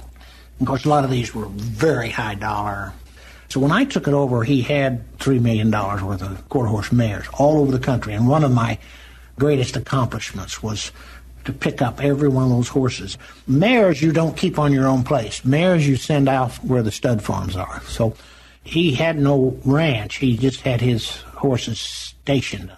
They were in 11 states.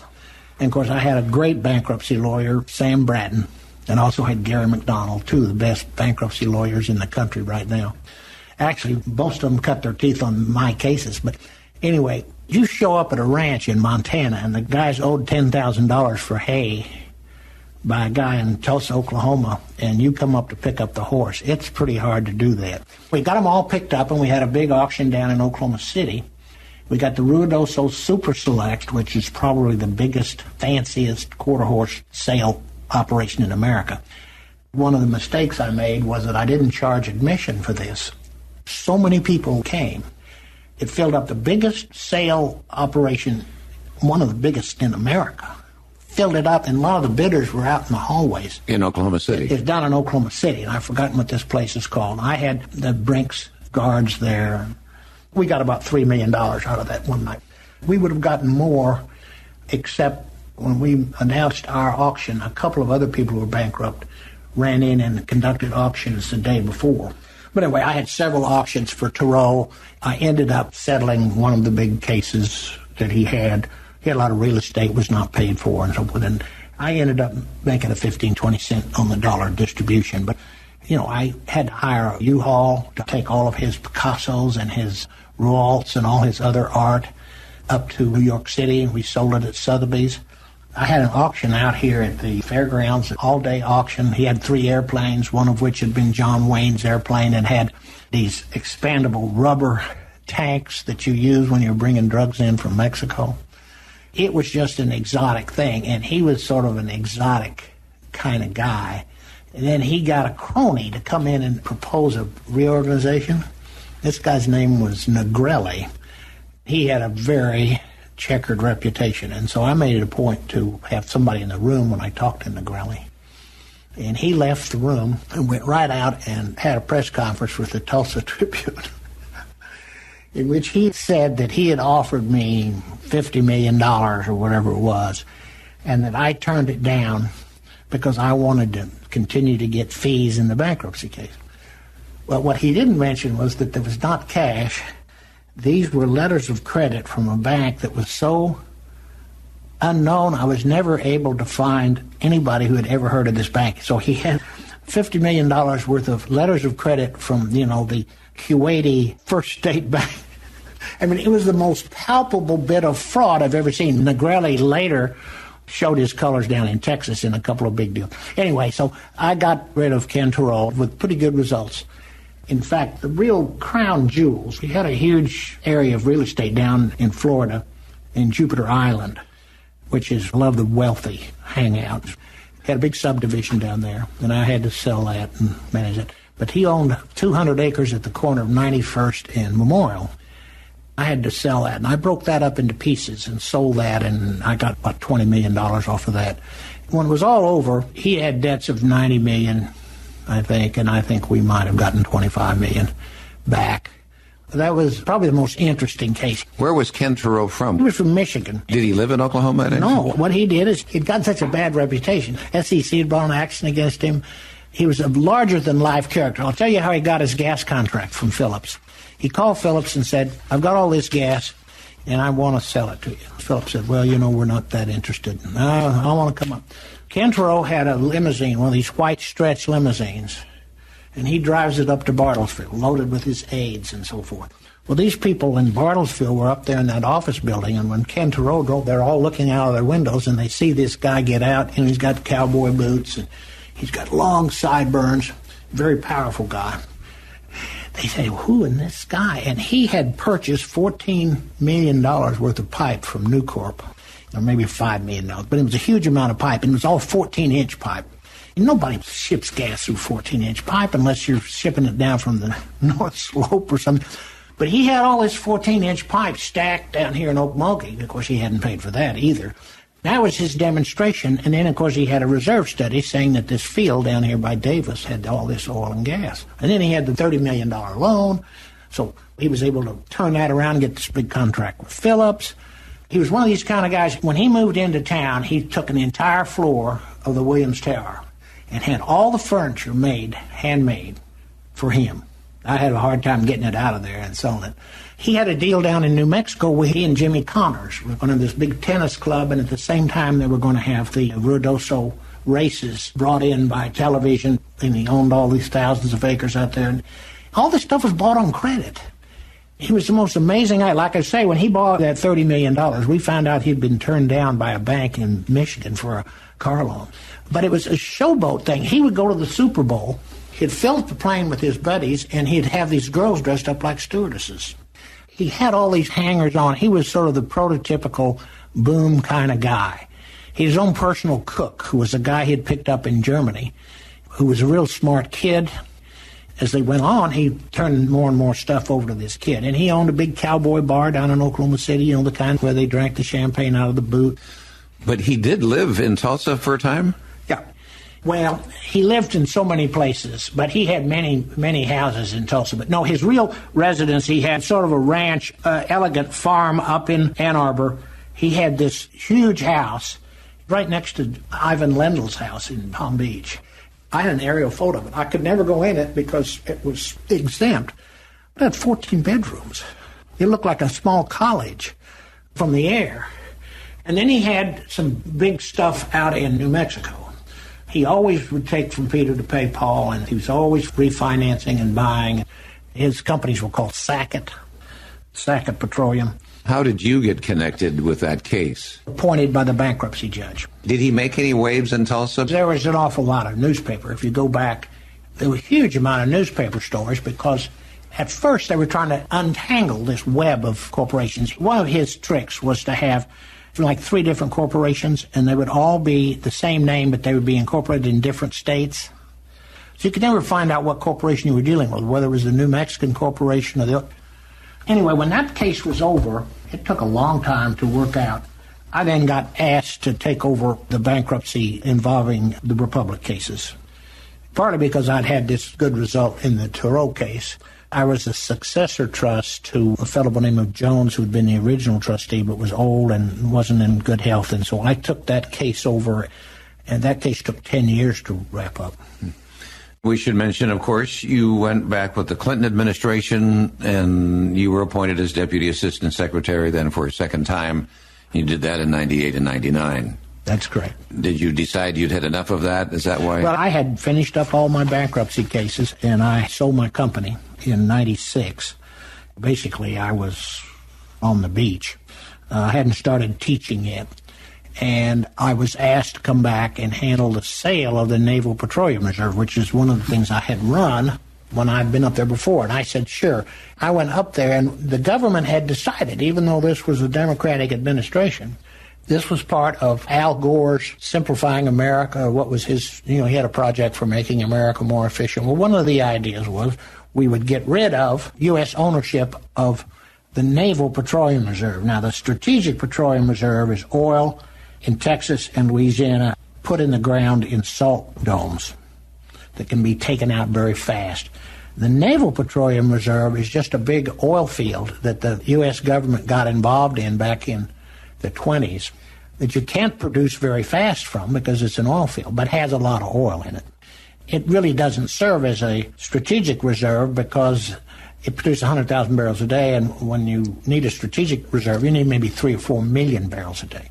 So the idea was sell it, and there was a big debate up there on how to sell it and who to sell it to. This field was owned 80-20 by the government and Chevron.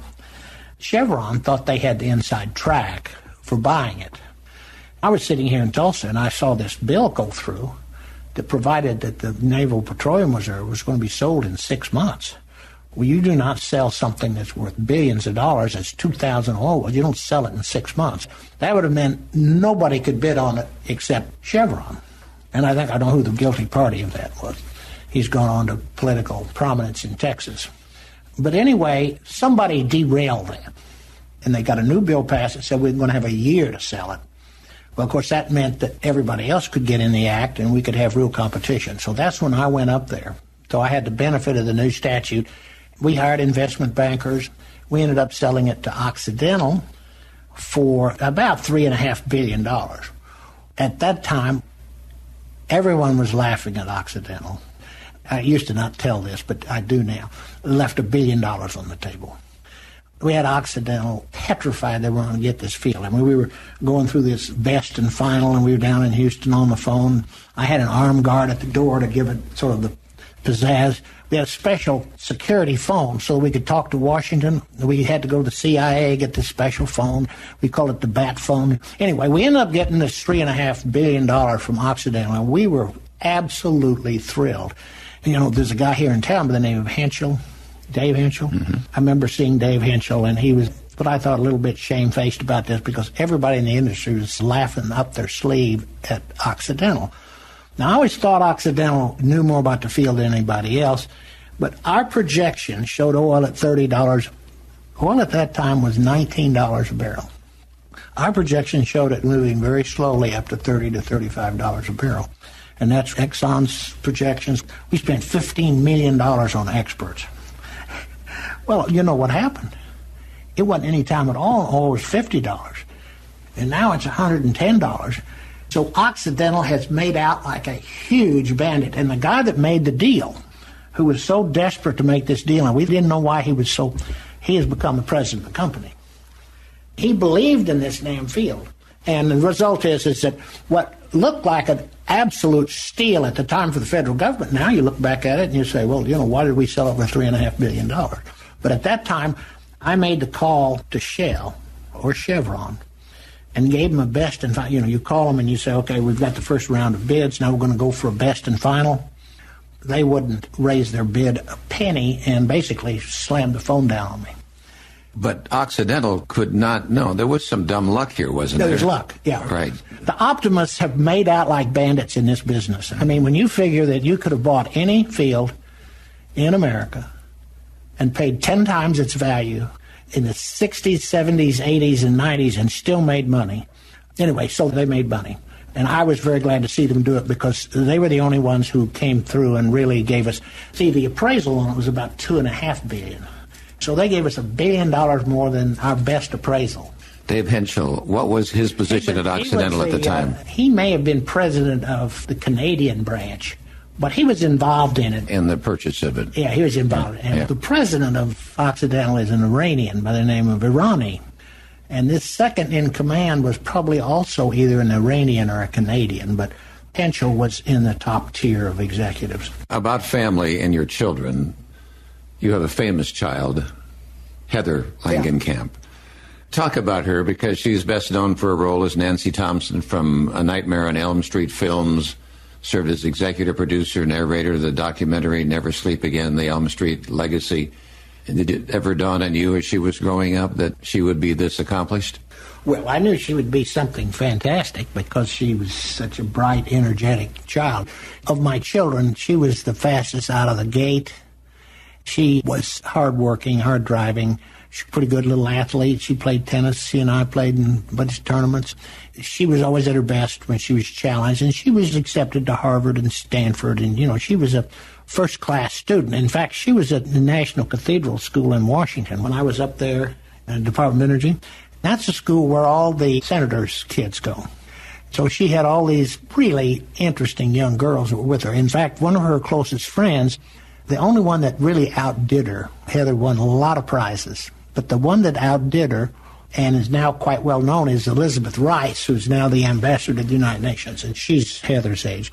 So I always assumed Heather would go into government or law or something like that. Well, she was in Tulsa one summer, and she was working for the Tribune as a copy girl or something, and bored. And they came to town to make these movies. Coppola did. Francis Ford Coppola. Yeah.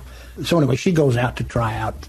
And she was a pretty girl. She wasn't a 10, but she was a good solid 7.5 to 8, very wholesome. Anyway, she goes out there and meets one of the casting directors, a woman who I think has some connection with Oklahoma. Anyway, next she goes to Stanford, and then she gets a call at Stanford, would you like to come down and try out for a movie? She goes down, and it's a movie called Nickel Mountain.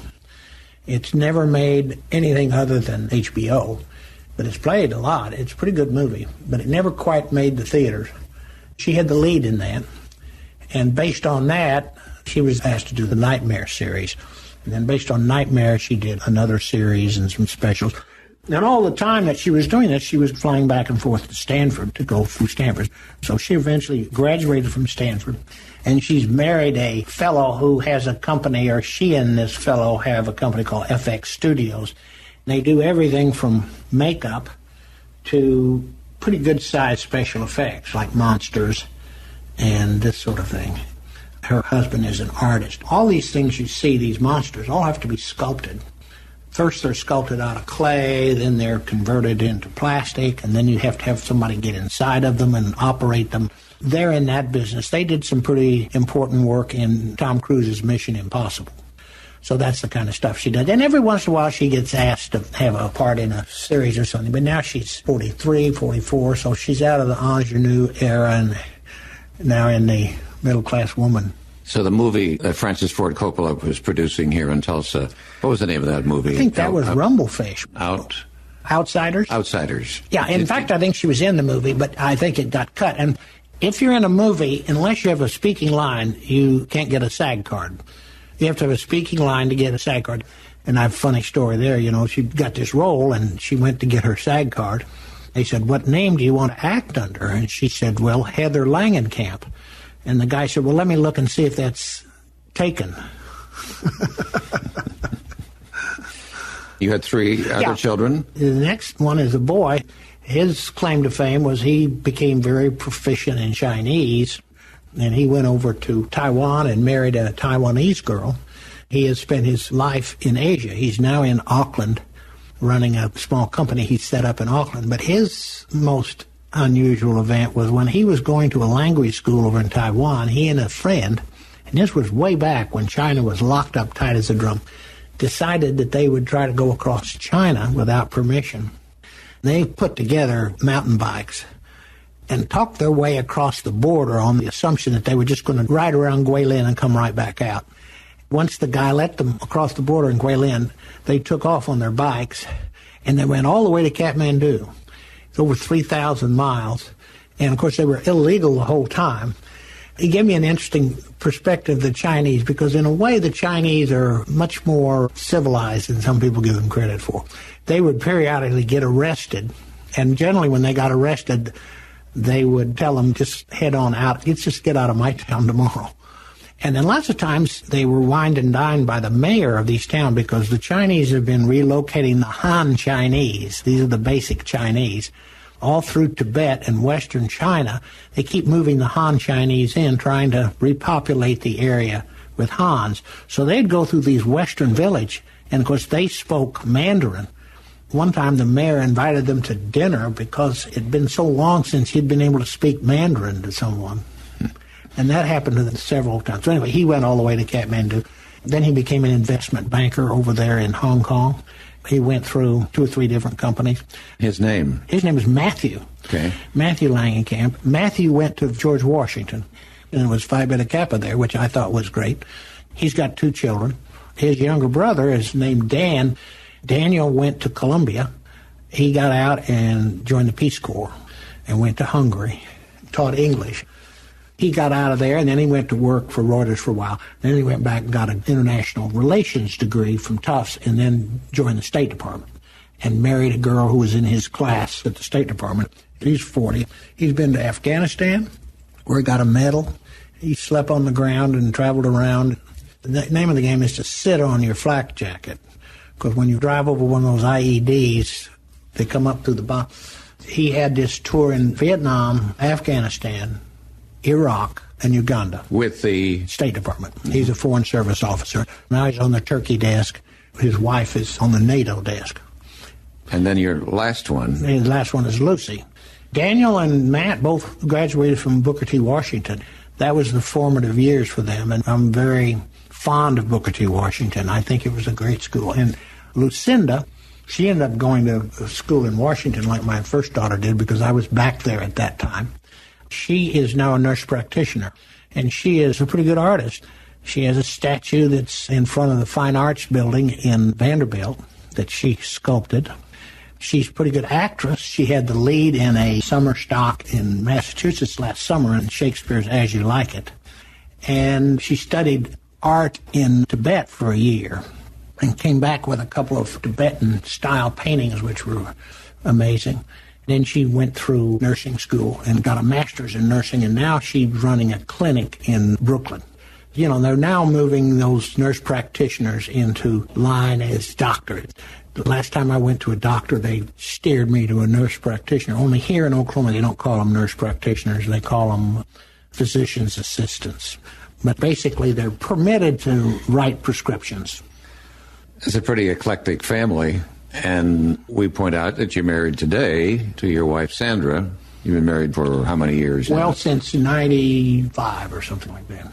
Then you think about these 4 children and how accomplished they are, and of course you too, and then you think about what we've talked about, your grandparents, their great-grandparents, and how they were very smart, but they had to fight tooth and nail for their survival so that eventually we have this great generation that's followed them. That's a great story. Yeah, I think there are thousands of these stories. I mean, I don't think people realize how many people who in 1935, particularly down in this part of the country, my friends don't realize how much people struggle. My grandmother, the one that was the teacher out there at Mingo, a one-room schoolhouse, she got paid with warrants. Paid with what warrant? Warrants. Basically, a warrant was a promissory note from the school board that you would have to discount. So you'd take the warrant to the bank, and the bank would give you 80 cents on the dollar for the warrant. Otherwise, you had to hold it. My grandmother, this is a woman who was college educated, the one who would deliver these one-act plays and all this. She had a cow, and they had 20 chickens in a garden. And the cow and the chickens in the garden were extremely critical to their existence. And now here today, you're 75? 75. You're writing poems. Mm-hmm. You brought me a couple of plays here that nobody has put on. And this book of poetry, plenty of gun, and probably have more in the mill. I have one more, and it's going to be entitled The One Monkey Zoo. The title poem is about a zoo we had down in Seminole that consisted of one animal, and it was a little monkey on a chain. So, advice to students. And here you can hand out advice in many areas. As a lawyer, the oil and gas business, government service. Students listening to this, what do you have for them? Well, I had a couple of things. One was, if you're a young person with no money and no family, really basically no important family, you need to go to a place with some real growth potential. And Tulsa was that place. I don't know whether it is today to the extent it was in 1960. Tulsa was still pretty much on the cusp of the oil boom and all that kind of business. I don't know whether Tulsa is, but it certainly was then. Oklahoma was growing. So you want to go to a place with an expanding pie, I think, and I think you also want to go to a place where you don't have 10 generations of families. When you say go to a place, I'm saying when you get out of school. When you get out of school, go to a place that's open and free. And you know what I found with Boston? Boston's a wonderful town. It's got everything that you want. Sailing and pro football.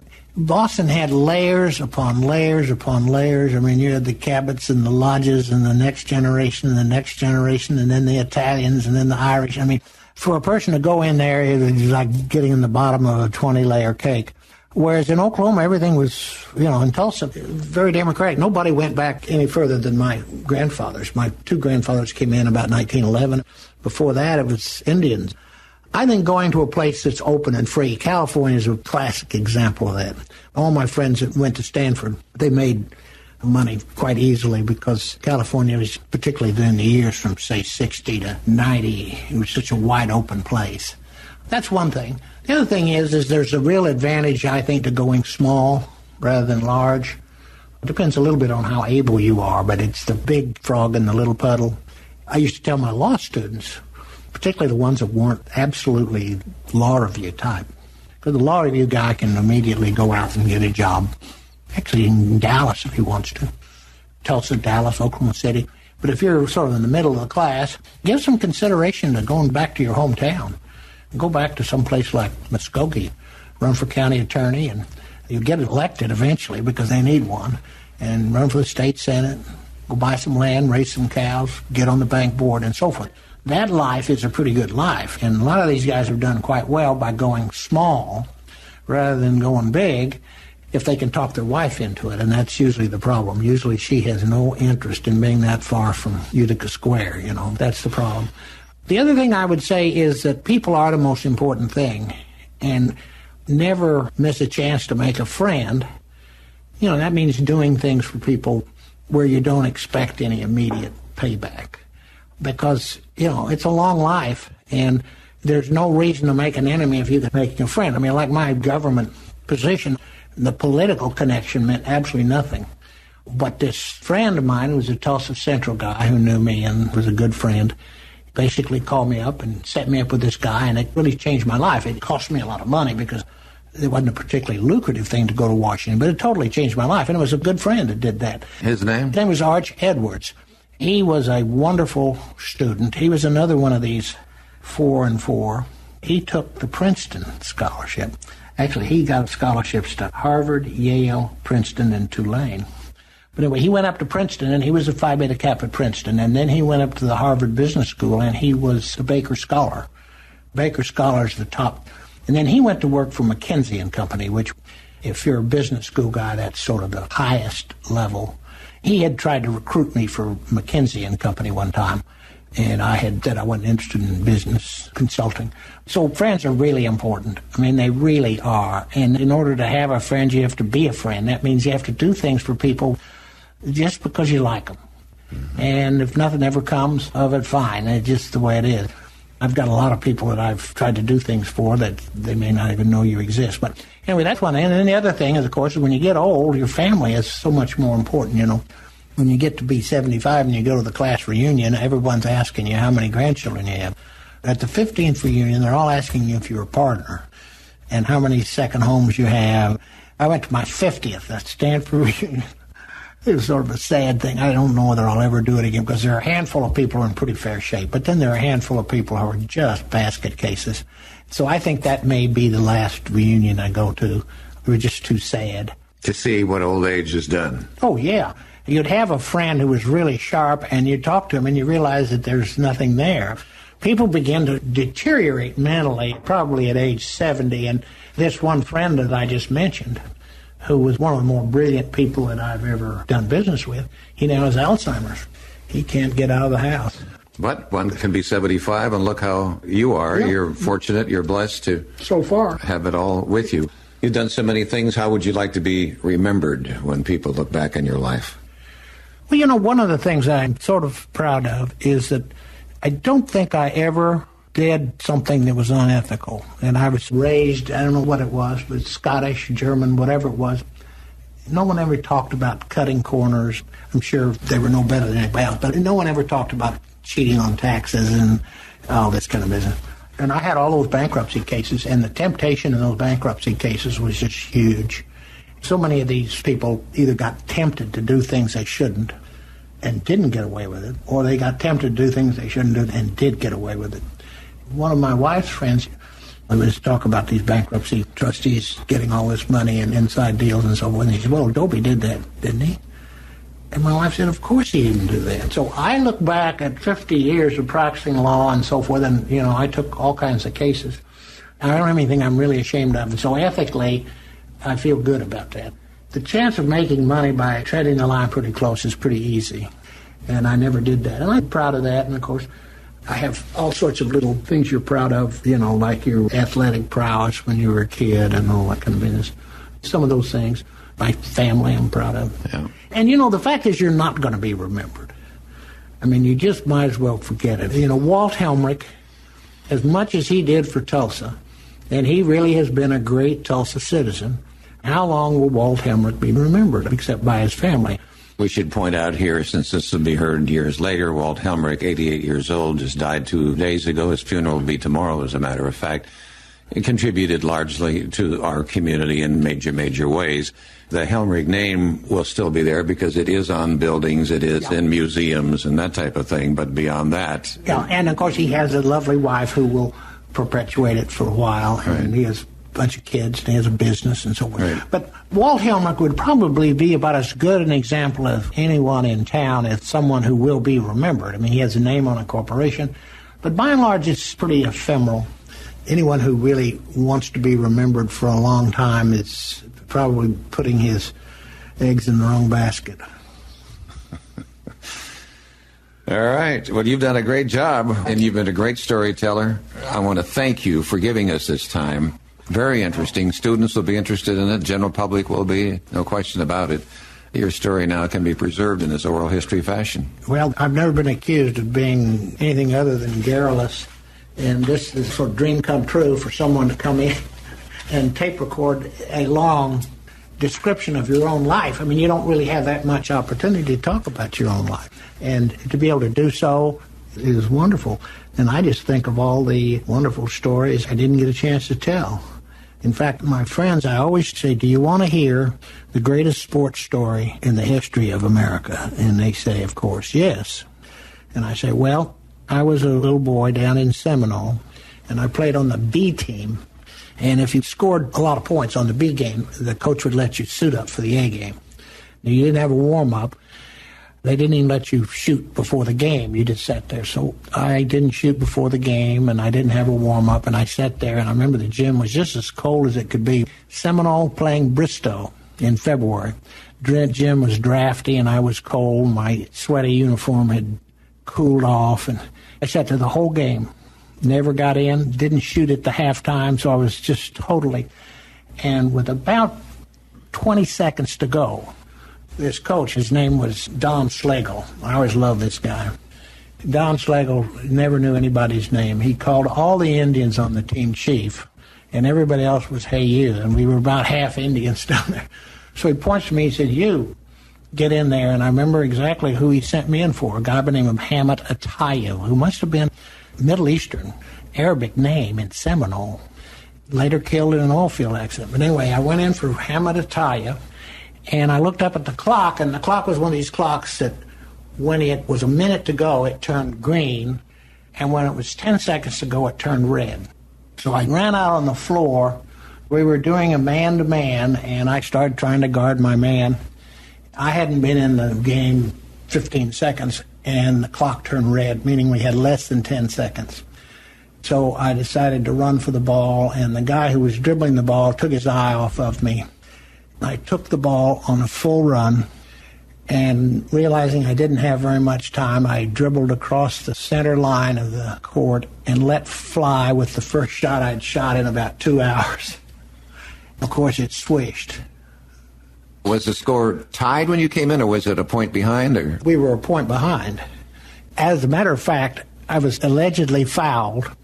They got me back out of the dressing room where I had gone, cleared the floor, and I had a free throw to shoot. Now, why they would do that, but anyway, I walked up, I had a free throw, and I made the free throw. So I had 3 points that year. I had shot 1 field goal, 1 free throw, made them both, and played less than 30 seconds. And I say, that's the greatest sports story ever known to man. People ran out on the floor to celebrate. And then later that night there was a fight, and a kid got knifed. I mean, it wasn't critical, but he was knifed. This was a rumble between Bristow and... Bristow at that time was a pretty big town, bigger town. So the next morning in the Seminole papers, there was a big headline that says, substitute wins game. And they didn't have my name because I wasn't on the... I wasn't on the program. I would love so much to have that newspaper. So the coach lettered me that year. That coach was transferred to Tulsa Central the year I went to Tulsa Central. When he found out that I was at Tulsa Central, he put his arm around me and walked me down to Ehlers and says, put this guy on your team, he'll win ball games for you. And that's the reason I was able, in a school of 1,000 students, just getting on the basketball team was really difficult. Coach Slagle put his arm around me and said, this boy will win ball games for you. He was a wonderful coach. He also coached baseball. I was a pitcher for him. Anyway, enough of that.